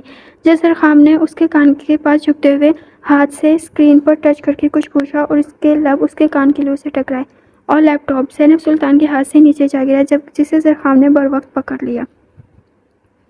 کیا ہوا؟ کچھ سمجھ نہیں آ رہا تو کیا میں سمجھا دوں؟ زرخام علی خان کی شرارت سے بھرپور آواز سے اسے حواسوں میں کھینچ لے۔ اس نے بے ساختہ اپنے سامنے رکھا لیپ ٹاپ بند کیا۔ جی نہیں، مجھے سب آتا ہے۔ اچھا، وہ بے اختیار ہنس دیا۔ مثلاً کیا سمجھ آ گیا آپ کو؟ لہجہ سومانی تھا۔ میں چلوں؟ اس نے خود کلامی کے انداز میں کہا اور اپنی چیزیں سمیٹنے لگی۔ کچھ دیر رکو زینب، مجھے تم سے کچھ باتیں کلیئر کرنی ہیں۔ لیکن میرے پاس کہنے کو کچھ بھی نہیں۔ ہمیشہ کی طرح اس نے دل کی آواز پر لات ماری، اپنی کہہ کر بیرونی دروازے کی طرف مڑ گئی۔ زینب سلطان، میری باتوں کا جواب دے کر جاؤ، ورنہ میں ابھی اس آفس میں تمہیں اپنی باہوں میں اٹھا کر لے جاؤں گا، اور تم جانتی ہو میں ایسا کر سکتا ہوں۔ یہ صرف دھمکی نہیں ہے، اگر تم نے اس کمرے سے باہر قدم رکھا تو مجھے اپنے ساتھ پاؤ گی۔ وہ پاؤں پٹکتی واپس آ کر سیٹ پر بیٹھ گئی۔ پوچھیے کیا پوچھنا چاہتے ہیں آپ؟ اس رات جب میں نے تم سے کہا تھا کہ میرے آنے تک کمرے سے کہیں جانا نہیں، پھر تم کیوں بھاگ گئی؟ آپ نے کہا تھا آپ آ کر میرے بارے میں فیصلہ کریں گے، آپ نے یہ نہیں کہا کہ میرا انتظار کرنا۔ میں نے آپ کو روکا بھی تھا، اپنی انا کو رون کر آپ کی طرف پیش قدمی کی تھی، لیکن آپ ایک بھی لفظ کہے بغیر چلے گئے۔ پھر میں نے سوچا اس سے پہلے کہ آپ میرے نام کے ساتھ اپنا نام ہٹا لیں، میں آپ کی پہنچ سے دور چلی جاؤں تاکہ کم از کم آپ کے نام میرے نام سے تو جڑا رہے۔ آخر میں اس کی آواز میں آنسو کی نمی گھل گئی۔ نام تو تم اب بھی اپنا زینب سلطان ہی کہلواتی ہو، تو بس نکاح نامے پر زینب زرخام علی خان لکھا ہونے سے کیا ہوتا ہے؟ وہ تنزیہ مسکرائی۔ کچھ اور پوچھنا ہے سر؟ اس نے نفی میں سر ہلایا اور زینب سر جھکائے بیٹھے زرخام علی خان پر ایک نظر ڈال کر باہر نکل گئی، جبکہ زرخام علی خان نے آفس کے امپلائی کے کوائف والی ویب کھولی اور زینب سلطان کے نام پر کلک کیا۔ نام زینب سلطان، ولد یا شوہر کا نام زرخان علی خان، اسٹیٹس شادی شدہ۔ زرخام علی خان کے چہرے پہ ایک الوہی چمک تھی۔ اس نے مسکراتے ہوئے زینیا کا نمبر ڈائل کیا۔ زینیا آپ ہی مبارک ہو، آپ کی بھابھی مل گئی۔ شہزادے سچ کہہ رہے ہیں؟ اس کی خوشی سے چور آواز اس کی سماعتوں سے ٹکرائی۔ بالکل سچ، اس کی آواز میں ایک کھنک تھی۔ کب لا رہے ہو اسے گھر؟ بس پہلے اسے منا لو، پھر لے کر آتا ہوں۔ Okay, best of luck. Thanks. وہ اپنے کام میں مگن تھی اور پوری دلجمی سے کام کر رہی تھی۔ وہ زرخام علی خان کو مزید باتیں سنانے کا موقع نہیں دینا چاہتی تھی، تبھی اسے اپنی طرف آتا دکھائی دیا۔ وہ اس کے ہر انداز میں عجلتی، اسے دیکھ کر اسے نظر انداز کرتی مزید تندہی سے کام کرنے لگی۔ وہ اسے مخاطب کرنے کی جگہ اس کے پاس آیا، اس کا ہاتھ پکڑ کر عجلت میں بولا، زینب جلدی چلو، میرے ساتھ کچھ کام ہے تم سے۔ اس کی اس حرکت پر سب لوگ ان دونوں کی طرف متوجہ ہو گئے۔ سب کی نظر زرخام علی خان کے ہاتھ میں موجود زینب کے ہاتھ پر تھی۔ علینا نے حیران ہو کر دونوں کو دیکھا۔ زینب نے سب کی طرف دیکھتے ہوئے تیزی سے اپنا ہاتھ اس کے ہاتھ سے چھڑایا۔ سر ابھی آفس آور سے بعد میں بات کرتے ہیں۔ زرخام علی خان غضبناک ہوا۔ زینب، زرخام علی خان، میں کہہ رہا ہوں تمہیں سمجھ آ رہی ہے یا نہیں؟ اب کی بار اس نے اسے بازو سے پکڑ کر کھڑا کیا، تبھی زینب نے خود کو اسے چھڑانے کی جدوجہد کی اور تبھی پاس پڑا ایک فریم نیچے گر کر چکنا چور ہوا۔ آفس میں سب کو سانپ سونپ گیا۔ اتنے دنوں میں وہ زرخام کو اتنا تو جان گئے تھے کہ وہ غصے کا بہت تیز ہے۔ زرخام علی خان نے مٹھیاں بیچ کر زینب پر ایک نظر ڈالی۔ اس کی آنکھ میں آنسو اس کے چہرے سے ہوتے ہوئے اس کی نظر اس کے پاؤں پر گئی، جہاں شیشے کا ایک ٹکڑا لگنے سے اس کا پاؤں خون سے رنگین ہو گیا تھا۔ وہ جھک کر اس کے پاؤں کے قریب بیٹھ گئی، اس کا پاؤں اٹھا کر اپنے گھٹنے پر رکھتے علینا کو فرسٹ ایڈ باکس لانے کا کہا۔ سب لوگوں کے لیے یہ سین اب بہت دلچسپی لیے ہوئے تھا۔ ان کا نیا باس اب ایک امپلائی سے آخر چاہتا کیا ہے؟ زینب کی ڈریسنگ کر کے وہ اٹھا اور اسے اٹھانے کے لیے ہاتھ بڑھایا۔ زینب، امو جان ہاسپٹل میں ہیں، وہ تم سے ملنا چاہتی ہیں۔ کیا؟ اس کی بات پر وہ جلدی سے اٹھی، لیکن اتنی ہی تیزی سے واپس بیٹھ گئی۔ زرخام علی خان نے اپنے آس پاس سب کی چمگوئیاں سنی، جن میں دبی دبی ہنسی بھی شامل تھی۔ اس نے جہاں تک نظر پہنچی وہاں تک ایک کڑی نظر ڈالی۔ سب نظر چرا کر اپنے کام کی طرف متوجہ ہو گئے۔ اس نے ہاتھ بڑھا کر سب کو متوجہ کیا۔ جی تو آج آپ سب لوگوں کو یہ بتانا تھا، یہ جو زینب سلطان ہے نا، یہ میری آفیشیلی وائف ہے۔ ہماری شادی کو 7 سال ہو چکے ہیں، اس لیے آپ سب کو اتنا حیران ہونے کی ضرورت نہیں۔ آپ سب حیران ہو کر ایک دوسرے کو دیکھ رہے تھے، جبکہ زرخام علی خان نے جھک کر اسے باہوں میں اٹھا لیا۔ اس کو اٹھانے پر زینب نے احتجاج کیا، لیکن اس نے کہاں کسی کی سننی تھی۔ ہاسپٹل میں صفوان اور زینیا دونوں موجود تھے۔ زرخام اسے اٹھائے جب ہاسپٹل پہنچا تو زینیا اپنی ہنسی روکنے کے لیے منہ دوسری طرف کر گئی۔ اسے بینچ پر بٹھا کر زینیا کی طرف موڑا۔ ابیا کہاں ہے امو جان؟ انہوں نے کہا تھا کہ وہ کہہ رہی ہے میں زینب کے بغیر واپس نہ آؤں، دیکھے میں اسے لے آیا۔ بتائیں نا کہاں ہے امو جان؟ اس کی خاموشی پر بہت پریشان ہو گیا، جبکہ زینیا سے اب اپنی ہنسی کنٹرول کرنا مشکل ہو گیا۔ زینب اور صفوان نے زرخام کی حالت دیکھ کر کہکہ لگایا، جبکہ زینیا نے آگے بڑھ کر زینب کو گلے لگا لیا۔ ڈیئر بھابی کہاں غائب ہو گئی تھی؟ ویسے بتاؤ امو جان بالکل ٹھیک ہے۔ وہ نا ہم نے سوچا ویسے تو پتہ نہیں میرا بھیا تمہیں منانے میں کتنا وقت لگائے گا، اسی لیے ہم نے اس کے ساتھ چھوٹا سا مذاق کیا۔ تو پھر بھابی جان چلے گھر؟ زینب نے نظر اٹھا کر زرخام علی خان کو دیکھا اور اس کی جذبے لٹاتی نظروں سے گھبرا کر سر جھکا لیا۔ آج زینب کے گھر آنے کے پورے 7 دن کے بعد ان کا ولیمہ تھا، اور ان 7 دنوں میں زرخان کو زینب کی ایک جھلک بھی دیکھنے نہیں دی گئی تھی۔ زرخام نے بلو کلر کے 3 پیس سوٹ میں ملبوس آج کی تقریب پر چھایا ہوا تھا۔ وہ بار بار اپنی کلائی میں بندھی گھڑی پر وقت دیکھتا اور پھر اس کا انتظار ختم ہوا۔ بلو کلر کے لہنگے میں جس پر گولڈن کام تھا، مہندی سے سجے ہاتھ، کلائیوں میں بھر بھر کر چوڑیاں ڈالی گئی تھی، نفاست سے کیا گیا میک اپ زرخان علی خان کے ہوش اڑانے کے لیے کافی تھا۔ وہ پل کے جھپکنا بھی بھول گیا تھا۔ زینب کے ساتھ علینا اور زینیا تھی۔ اسے اسٹیج پر اس کے برابر بٹھا کر زینیا زرخام علی کے پاس آئی اور اس کی پیشانی پر بوسہ دیا۔ زینیا کی آنکھوں میں آنسو چمک رہے تھے۔ صفوان یہاں آیا، اس کے برابر آ کھڑا ہوا، اس کا ہاتھ پکڑ کر کھڑا قلب مومن بھاگ کر زرخام علی خان کی گود میں بیٹھ گیا۔ ماموں کیا یہ ہماری مامی ہیں؟ وہ پرشوق نظروں سے زینب کو دیکھتے ہوئے پوچھ رہا تھا۔ جی بیٹا، زرخام نے جھک کر اس کے گال پر کس کرتے ہوئے جواب دیا۔ اچھا، اس نے اچھا کو لمبا کھینچا۔ کیوں، کیا ہوا؟ مامی اچھی نہیں لگی؟ نہیں، پیاری ہے بٹ آپ سے زیادہ نہیں۔ اس کی بات پر سب کا جاندار کہہ ایک ساتھ گونجا۔ بیٹا وہ تو آپ اپنے ماموں سے پوچھے اتنے مامی کتنی پیاری ہے، زینہ نے شرح سے قلب مومن کو اپنی گود میں بٹھاتے ہوئے کہا۔ اس کی بات پر زینب کے ہونٹوں پر بھی مسکراہٹ آ ٹھہری۔ وہ تو قلب مومن سے 100% متفق تھی۔ وہ جانتی تھی وہ شہزادوں کی سی آن بان رکھنے والا شخص تھا، اسے تو کوئی بھی مل سکتی تھی، لیکن اس کے رب نے اسے زینب سلطان کی قسمت میں لکھا تھا۔ وہ اپنے رب کا جتنا شکر ادا کرتی کم تھی، اس نے اس کے دل میں اس کے لیے محبت پیدا کی تھی۔ ولیمے کی تقریب سے وہ اسے لے کر سیدھا اپنے فارم ہاؤس کے لیے نکلا تھا۔ زینب سلطان سرشار سی اس کے ساتھ والی سیٹ پر بیٹھی تھی۔ وہ تو ہوا میں اڑ رہا تھا۔ آج وہ ہر فکر، ہر پریشانی سے آزاد تھا، گزرتے ہر پل کا ازالہ کرنا چاہتا تھا۔ اس نے بیچ روڈ میں گاڑی روک دی اور مڑ کر پرشوق نظروں سے زینب سلطان کے سجے سنورے روپ کو اپنے اندر اتارنے لگا۔ آج ایک راز کی بات بتاؤں؟ اس کی بات پر اس نے اپنی پلکیں اٹھا کر اسے دیکھا۔ اگلے پلکوں کی جھالر پھر سے گرا دی اور اس کی لو دیتی آنکھوں میں دیکھنے کی سکت نہیں تھی۔ میں تمہیں بہت پہلے سے جانتا ہوں، تقریباً 12 سال پہلے سے، جب تم شاید نئی کالج گئی تھی۔ میں نے ایک بار شہر سے گاؤں آتے ہوئے تمہیں راستے میں دیکھا تھا، تمہاری گاڑی خراب ہو گئی تھی۔ تب میں نے تمہاری گاڑی ٹھیک کی تھی، لیکن تم ہوش میں ہوتی تو مجھے دیکھتی۔ لیکن شاید تمہارا پیپر تھا، تم اپنی کتاب پر جھکی ہوئی تھی۔ تم نے تو تبھی میرا دل چرا لیا تھا۔ جب جرگے میں نے تمہارا نام لیا تو تم نے یہ نہیں سوچا کہ میں تمہارا نام کیسے جانتا ہوں۔ اس نے نفی میں سر ہلایا۔